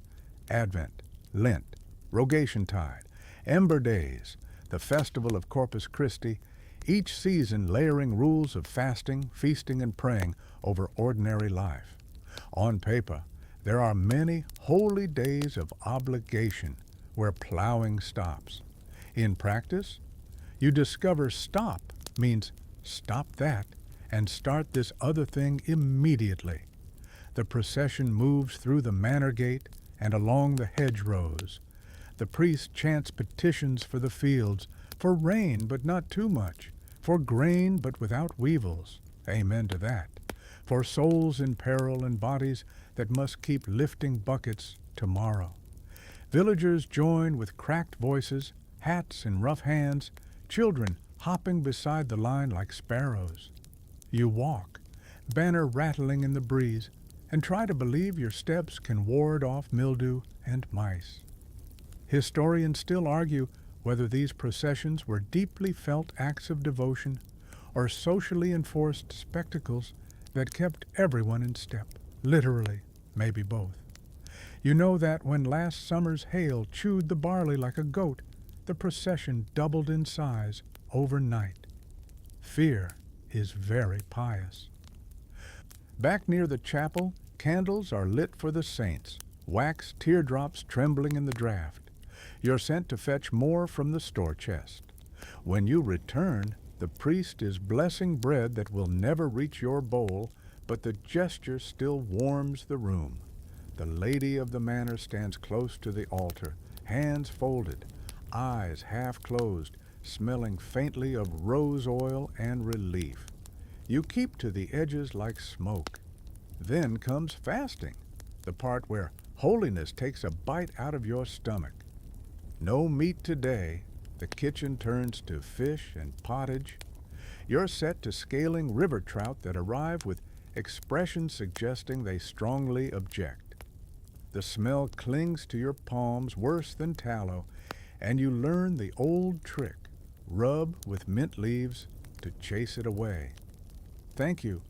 Healer's Pocket Garden, still doing the Lord's work in small ways. A quirky tidbit. The bell itself gets holy treatment. You've heard of parishes baptizing their bells, naming them, anointing them, and ringing them at storms to scare off evil. Last winter, the clerk swore one thunderclap fled because the bell had a better voice than the sky. You didn't argue, partly out of respect, partly because you were hiding under a bench. After the fish, the kitchen shifts to bread and ale. You carry loaves to the hall, careful not to drop crumbs where the hounds can stage a heist. Tom sidles up with that grin that can't decide if it's trouble. "Think the saints notice we fasted?" he whispers. You shrug. "I think the cook noticed." He snorts, then sobers when the steward appears. You bow, you glide, you vanish, your three-step routine. The hall looks almost tender in the feast day light, tapestries glowing, pewter catching candle fire, a carved angel on a beam peering down with the expression of someone who's seen too much dishwashing. At noon, the family processes again, this time to the great table, hands washed, voices gentle. You pour ale, listening to talk of neighboring altars, of a relic rumored to cure headaches. You make a mental note to borrow it for the steward, of a Saints' Day fair later in the month. Fairs mean color and noise and, daringly, a sliver of coin changing common hands. Maybe a wooden toy for a child, a ribbon, a story worth retelling in the laundry room for weeks. Historians still argue whether holy days gave servants more free time than modern workers enjoy, pointing to the long medieval calendar of festivals. You, rubbing fish scales out of your sleeve, suspect the truth depends on whose feast it is and who's polishing the candlesticks. Free time that must be spent standing in procession while thinking devout thoughts feels suspiciously like work in nicer clothes. Afternoon brings a mystery play on the green, villagers in patch costumes retelling God and devil with props that were crates an hour ago. You're spared an errand and watch from the edge, laughter slipping out when the devil trips on his tail and a small boy hisses, "Boo," like a kettle. It's rough theater, but the story still lands. Even the steward's mouth softens, as if his jaw forgot its job. Then the parish ale cask is tapped, a fundraiser cloaked as fellowship. You carry jugs back and forth, listening to gossip grow warm and generous. Someone tells the tale of a pilgrim who walked to a shrine and returned with shoes so sacred they never wore out. You glance at your own turning to lace at the toes and consider the route. Joke 1. If you could borrow those shoes, you'd pilgrimage to the end of chores. The priest appears beside the cask, eyebrows raised. "Moderation," he intones. Everyone nods sincerely and proceed moderately to refill their cups. You pour yours, inhale the bready comfort, and sip. It's weak enough to keep you upright but strong enough to convince your bones they're loved. Evening draws saints' shadows long. Vespers again, the chapel dim now, candles breathing small suns. You kneel, the stone pressing your knees into thoughts about purgatory you'd rather schedule for next week. The chant curls like smoke around your ears, your stomach whines, then remembers its fasting and sulks. You whisper a prayer you've perfected. Keep the roof on, the fires fed, the steward looking elsewhere. There's fear folded into all this faith, fear of sickness still loitering in your chest, fear of poor harvests, fear of missteps that earn earthly fines and heavenly side-eye. The church offers rails on a steep path. You clutch them, even when they splinter. The priest's sermon lingers on judgment. You counterbalance with the healer's mint leaf tucked behind your ear. The way shared bread tastes kinder on feast days, the warmth of a candle you lit yourself. On the way out, you pass the relic chest, its lock gleaming. The lady touches it delicately. You keep your hands at your sides. Relics are for the believing and the believable. You're both, but you've learned not to look too hungry at holy things. Desire itself feels like a breach you can't afford. Back in the hall, the family eats light, a performance of restraint you plate and clear with the precision of a confession.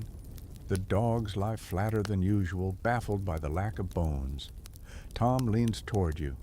"If Lent lasts any longer, I'm beatifying the first sausage I see." You can start by venerating the onion, you murmur. It died for our sins. Joke 2. Canonizing produce is the only promotion you'll ever bestow. Night deepens. The bell tolls Compline, soft and round as sleep.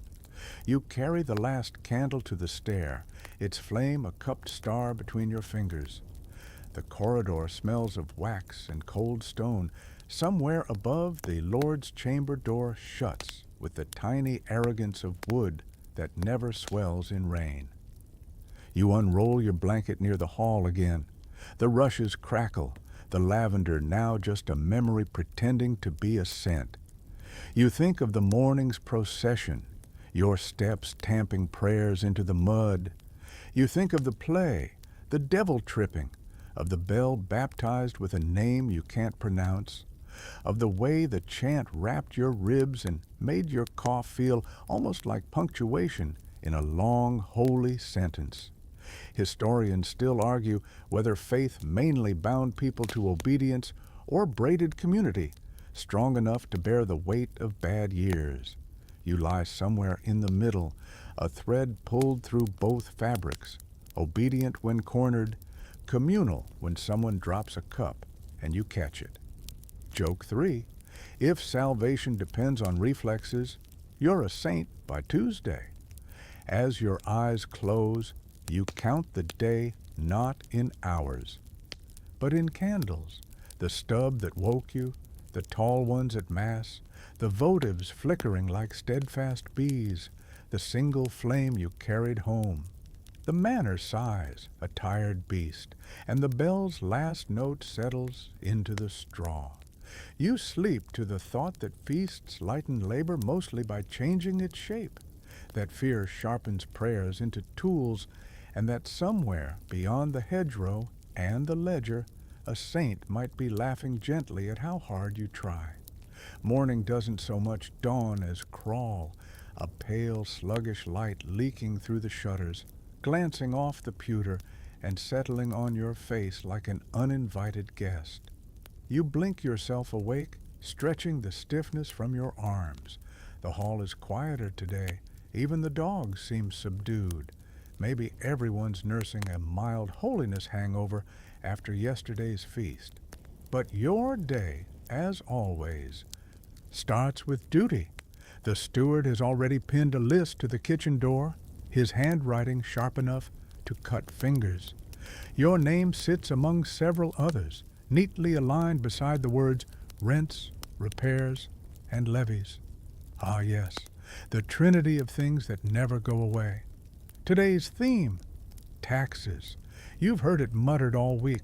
Collectors coming, tallies rising, complaints swelling like bad bread. There's tension in the air so thick it might curdle the milk. You finish tying your apron and grab the broom automatically, even though you suspect no amount of sweeping can make this day clean. By mid-morning, a man you've never seen before arrives at the manor gate. He's dressed finer than anyone from the village, his boots clean, his cloak dry despite the dew. The steward greets him with a mixture of flattery and fear. Never a good sign. The word reeve passes through the hall, then royal messenger, and finally the most dreaded phrase, the king's tax. Historians still argue whether medieval taxation was truly oppressive or simply the cost of survival under monarchy. In your experience, anything that makes grown men whisper and hides bread loaves under floorboards is never mild. You're assigned to assist the steward, which means following orders, holding ledgers, and pretending not to notice the glares of every villager summoned to pay. The hall fills with bodies, farmers, millers, widows, clutching tiny purses. The air is thick with the scent of wool, sweat, and unease. Coins clink on the table. The collector counts slowly, lips pursed, and announces shortfalls with the dramatic pause of a priest delivering last rites. You mark down numbers beside names. Sometimes you write paid in full. More often, you write partial. Occasionally, you have to write none, a mainstream fact. Medieval taxes came in many flavors: tithes to the church, tallage to the Lord, and during wartime, royal levies like the poll tax, which taxed every adult regardless of income. It didn't matter if your purse was empty. The crown still expected its bite. You glance up now and then at the faces before you. They're tired faces lined with work and weather. You recognize a few, people from the nearby village who sometimes slip you gossip in exchange for spare ashes to clean their pots. Today, they barely look at you. You're part of the machine now, even if your own hands tremble while turning its wheels. When one farmer protests, saying the harvest failed, saying the seed rotted, saying he's got nothing left but his wife's tears, the steward's voice hardens. Then the Lord may take a share of your beasts. The man opens his mouth to argue, but sees the collector's hand resting on the table and thinks better of it. He nods, defeated. You look away.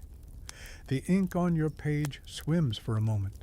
Later, after the collector departs, with a purse considerably fatter than yours will ever be, the steward slumps into his chair. "Keep those ledgers neat," he mutters. "We'll be sending copies to the Reeve." Then, after a pause that almost sounds like confession, "The taxes never stop. They just change names." You nod, though you're not sure he's talking to you. Outside, the courtyard smells of wet earth and tension. Villagers linger near the gate, muttering. Tom passes by, whispering, "They took my uncle's last chicken."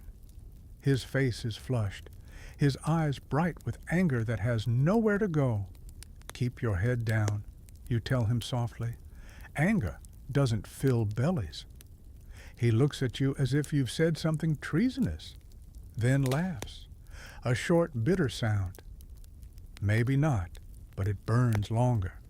He's not wrong. A quirky tidbit. In some manors, servants could pay minor dues or fines not in coins but in love days, a curious custom where disputes were settled through shared meals and gifts instead of punishment. It sounds absurdly kind compared to what you're seeing today. You think maybe the world should have more love days. By noon, the manor quiets. You carry a stack of coins to the small treasury room, where a chest sits chained to the wall. The steward unlocks it, the metal screeching like a protest, and gestures for you to pour them in. The sound of money spilling into darkness feels strangely hollow. Historians still argue whether the feudal system kept order through stability or suffocation. Some praise its structure, others see only its weight. From where you stand, ink-stained, half-hungry, and trying not to sneeze near the steward's books, you'd vote for the latter. When the work is done, you escape to the yard. The fog has lifted, leaving everything bright and too clear. Chickens peck at the mud as if nothing happened.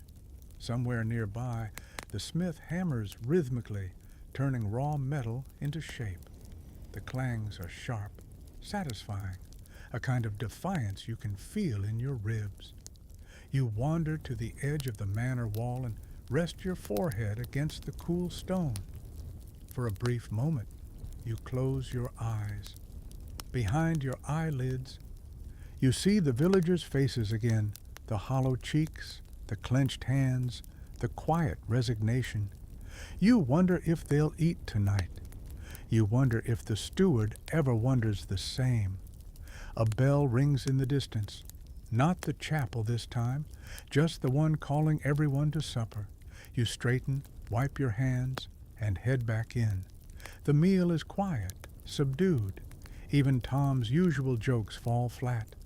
The cook ladles out pottage thinner than usual. When you ask why, she shrugs.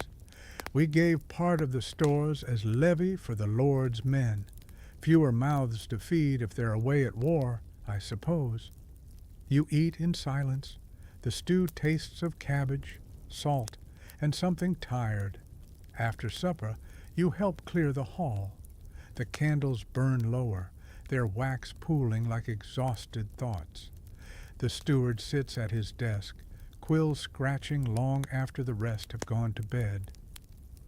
You pause in the doorway, tempted to say something, anything, but there's nothing left to say that wouldn't sound like treason or prayer. So you turn instead to the great window. Outside, the fields stretch into shadow. The stars above blink faintly, distant coins scattered across a darker sky. You can almost imagine some unseen steward counting them, marking down light against darkness, debt against mercy. And you think, just briefly, that maybe heaven runs on taxes too. You wake to the sound of a scream, but it's not fear this time, just laughter that's gotten out of hand. Someone's been gossiping again in the courtyard, loud enough to break the morning's fragile silence. When you peek through the kitchen window, you see the laundress and two stable hands doubled over, grinning at something whispered between them. You stretch, Roll your shoulders and let yourself smile. Gossip here is a kind of currency, the only one that changes hands without a ledger. You step into the yard just in time to hear the punchline. Apparently, the steward tripped on his own robe yesterday while scolding a page, and the page caught him mid-fall like a knight rescuing a damsel. A miracle, the laundress snorts. The boy deserves sainthood. You laugh, then quickly stop yourself when the cook strides past. It wouldn't do to be caught enjoying anything before breakfast. The day starts as usual, fires, water, bread. But the mood has lightened. There's something about shared laughter that makes even the cold seem negotiable. Still, it doesn't last. By mid-morning, someone whispers of punishment, of a girl from the dairy caught stealing cream. The news spreads faster than smoke. You hear the words stocks and market square, and your stomach drops. Historians still argue whether medieval punishments were crueler than modern ones or simply more visible. The stocks, pillory, and whipping post were less about pain than spectacle, a public performance of shame to remind everyone what obedience looked like. You've seen it before. You wish you hadn't. When the steward calls for extra hands to escort the matter, you find yourself volunteered. The girl, Anne, maybe 15, is small, trembling, her apron stained with milk. She says nothing as she's led through the courtyard. Her eyes are fixed on the ground, as though she's trying to fall through it. The market square isn't far. Villagers gather fast. Punishment is the only free entertainment in town. The stocks stand in the center, wooden, worn smooth by generations of disgrace. The steward reads her crime aloud, theft of provisions belonging to the Lord's household, then motions for the constable to secure her hands. The wooden bar drops with a thud. You look away. You can't help it. A mainstream fact. For servants, even minor theft could mean dismissal without pay, imprisonment, or corporal punishment. But public humiliation was most common. It didn't just punish one, it warned all. Someone in the crowd mutters sympathy. Another throws a clod of dirt that misses.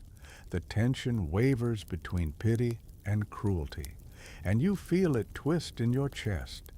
You think of the cook scraping leftover cream into the Lord's pastries and wonder how much difference there really is between stealing and surviving.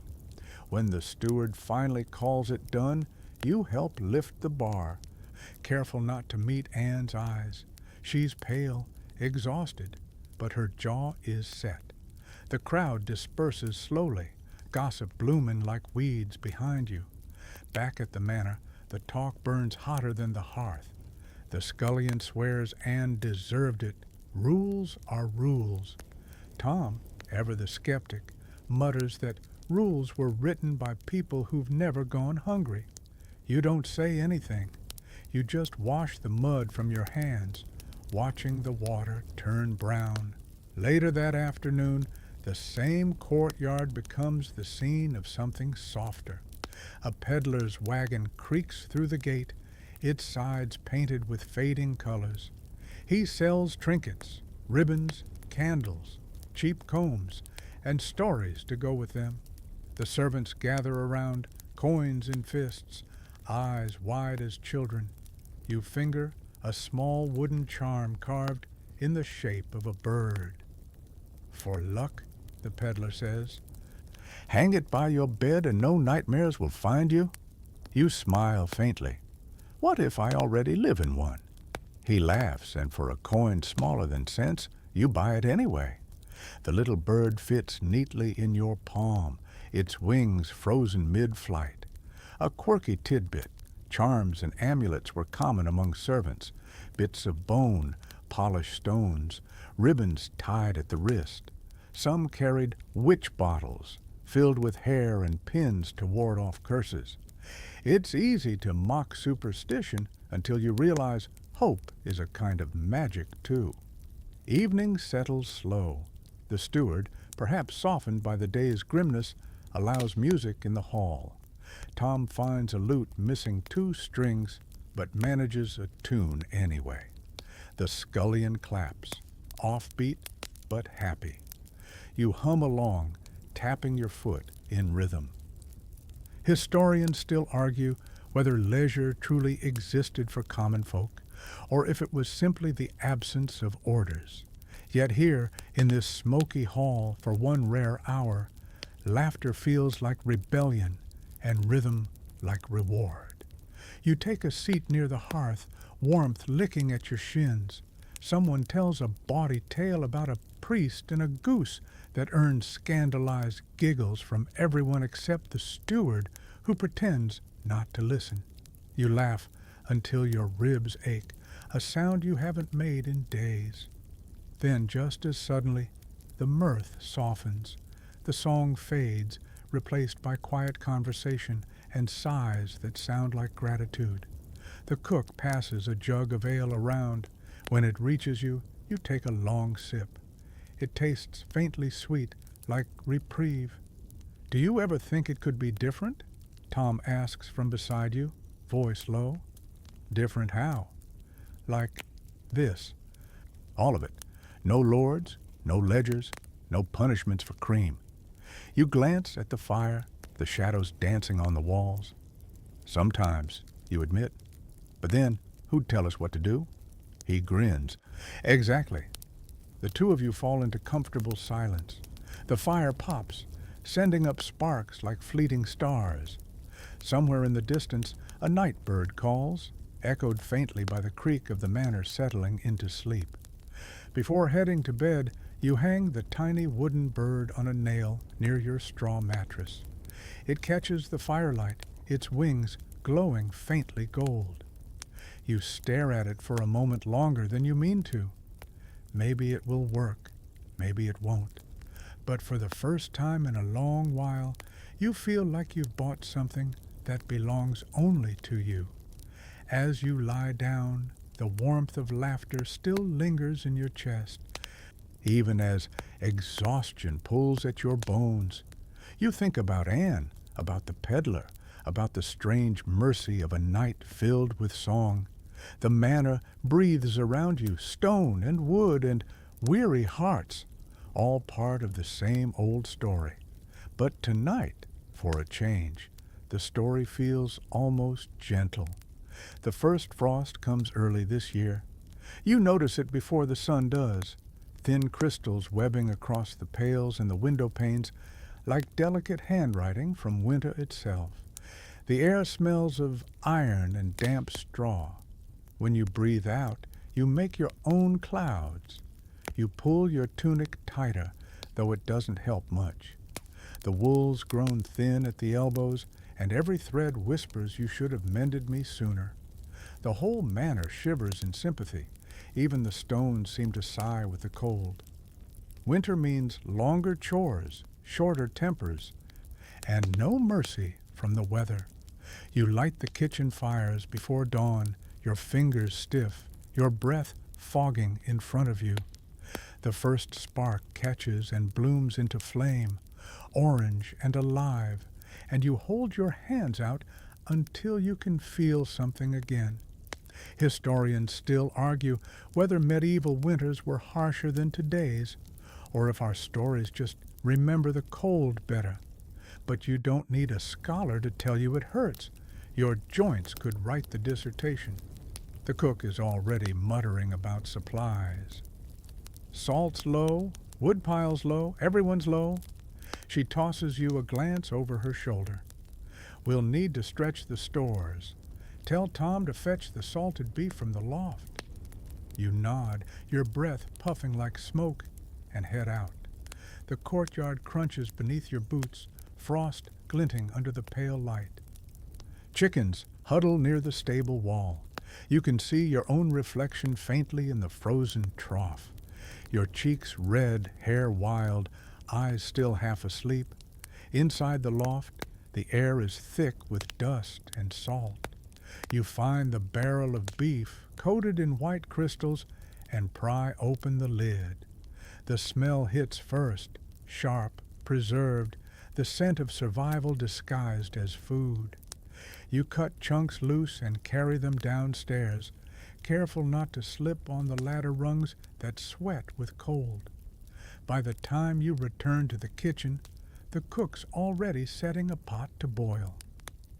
We'll need broth thick enough to fool them, she mutters, stirring.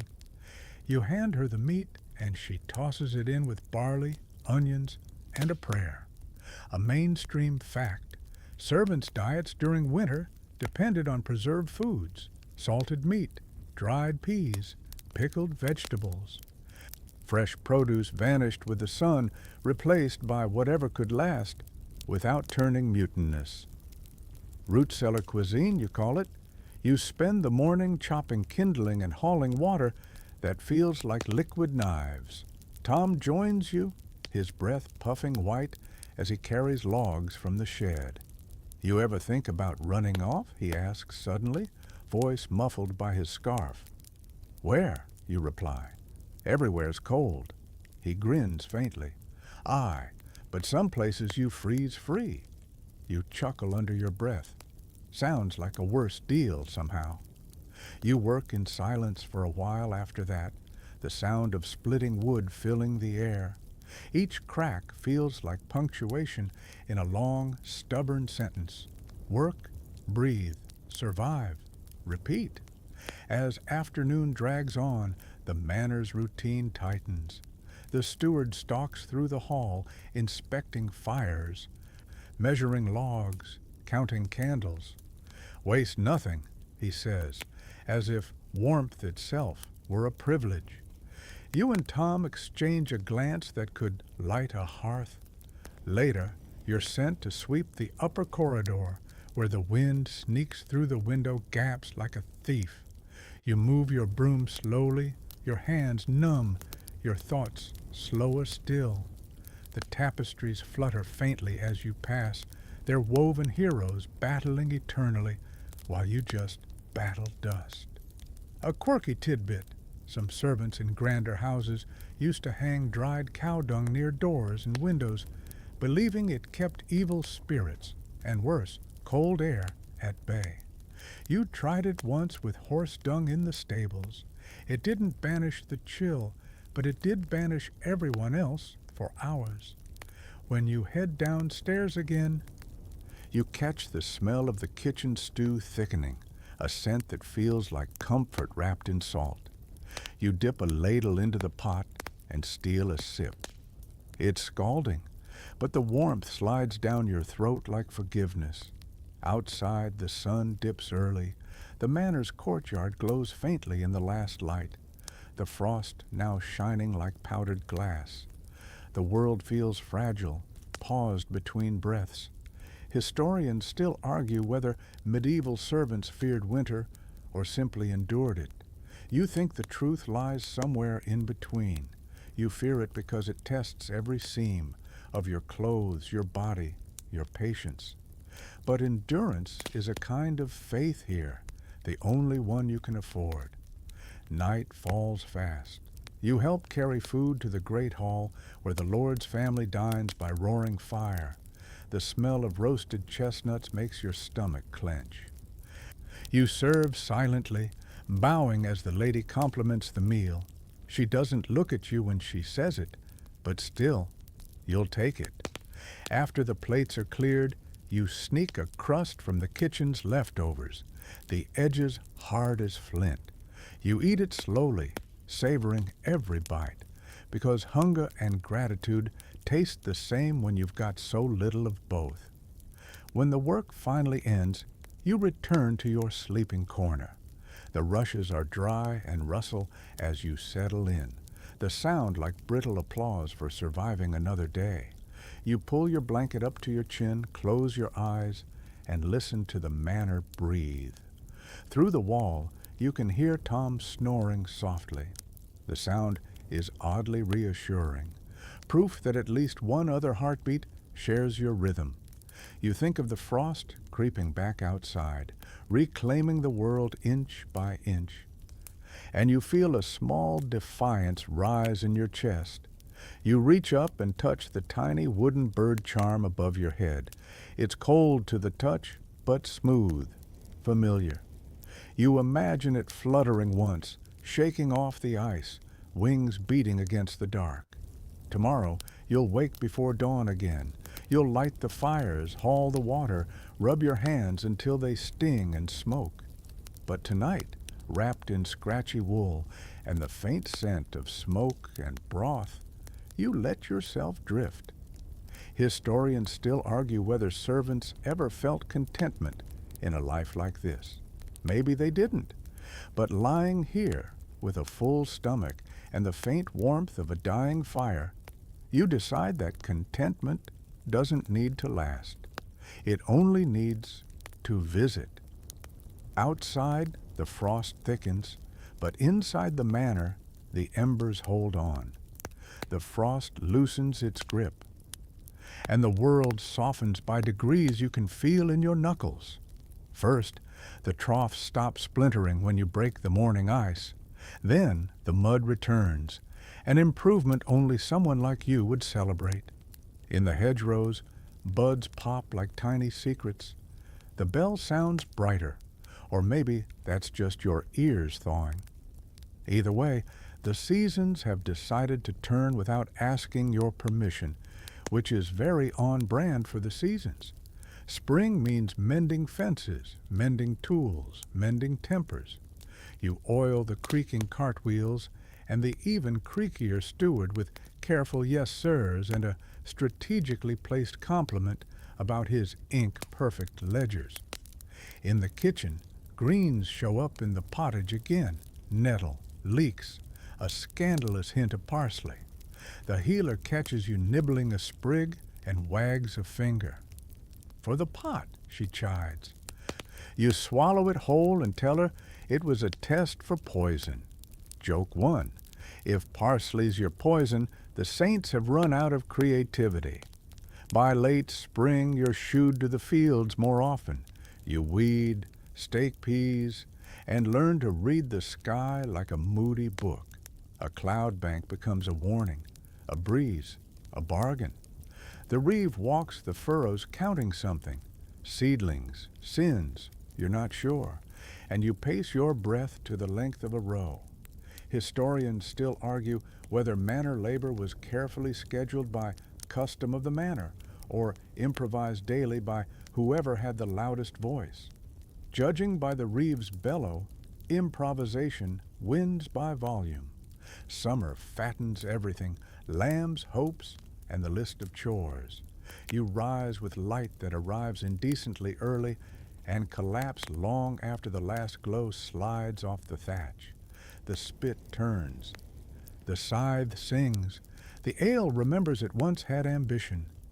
Your cough eases at last, replaced by a sunburn that makes your livery feel like an argument you're losing. When Tom jokes that you could fry an egg on your forehead, You tell him that would be the most seasoning your breakfast has ever seen. Joke 2, omelette à la servante, now with authentic despair. Harvest arrives like a drumbeat, steady, total, inescapable. The whole manor becomes a machine, men cutting, women binding, children chasing gleanings before the geese can steal them. You grab a sickle and fall into the rhythm, pull, slice, gather, tie. Chaff dusts your eyelashes, straw sneaks into your shoes. You learn to measure time in sheaves and courage. The sun wails across the sky, the bell gongs noon, and you eat bread that crunches with the day's grit. You laugh, because otherwise you might cry, and you save your tears for winters. A mainstream fact. By custom, after the Lord's grain is gathered and tithe is tallied, poor folk may glean, the humble right to pick leftover stalks from the stubble. It won't fill barns, but it silences a few nights of hunger. You glean with the others at dusk, hands quick, eyes sharper than the steward's quill. Tom hums, off-key and stubborn, and for a blessed stretch of minutes the field feels like freedom, measured in handfuls.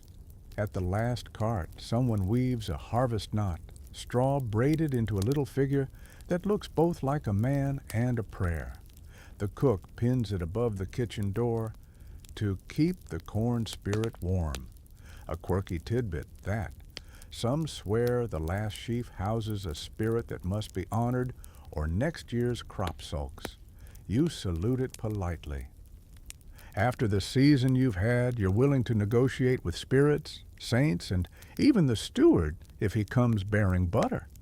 The barns fill, the air smells of dust and victory. For a day, just one, you feast, not like the family on the dais, but like people who work themselves into a new tomorrow. Bread, cheese, a sliver of salted meat, apples that crunch like good news, and ale that finally earns its keep. The bell rings. Someone produces a drum that used to be a sieve, and the devil, our old friend from the mystery play, trips again, this time because Tom accidentally put his tail under a stool. You laugh until your sides ache, mint leaf tucked behind your ear for the memory of it.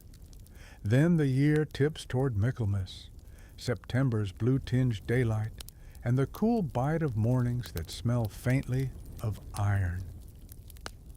Accounts are settled on the quarter day, ledgers open like mouths, coins clink, promises wobble under the steward's gaze. For tenants, it's rent and dues. For servants hired by the year, it's wages and reckoning. Sometimes a small bonus glints like a miracle in a purse that sags more than it sings.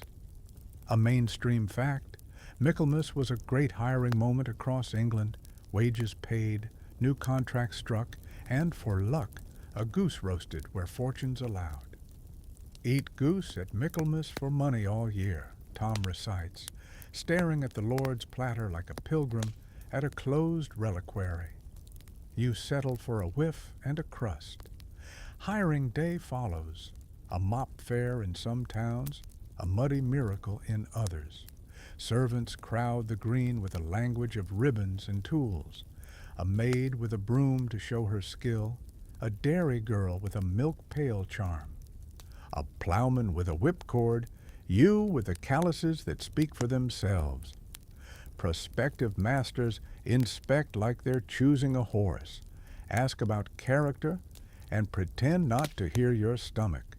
Historians still argue whether these fairs offered real mobility or just shuffled misery from one doorway to another. You think there's a difference between a new master and a new chance, but sometimes the coin lands mercy up. You consider moving on, another manor, another set of hallways that breathe differently at night. Tom nudges your elbow. "We could go together," he whispers, voice pitched between bravery and joke. You look at the wooden bird that rides your pocket, the baptized bell you can hear in your bones, the fireplace that knows your name. The steward has been, well, not kind, but consistent. And consistency in your world is a kind of kindness that doesn't brag. So, you stay. You settle your debts, accept your wage, and sign with a mark that says, I was here, and I will be again. The steward nods, the ink dries, the quarter turns. The kitchen knot still hangs, dulled by smoke, but stubborn as you.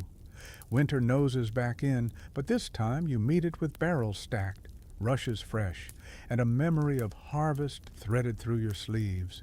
You share your bread with the dog that pads by your bed and, scandalously, borrow a corner of his heat. Joke 3. You finally sleep with a noble Sir Hound of the Hall. You cough less, you smile more, and sometimes, only sometimes, you wake before the bell because you want to watch the way the darkness unbuttons itself at the windows.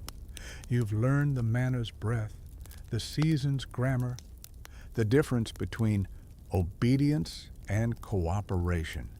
You've learned that fear prays loudly, but hope hums under its breath like a work song.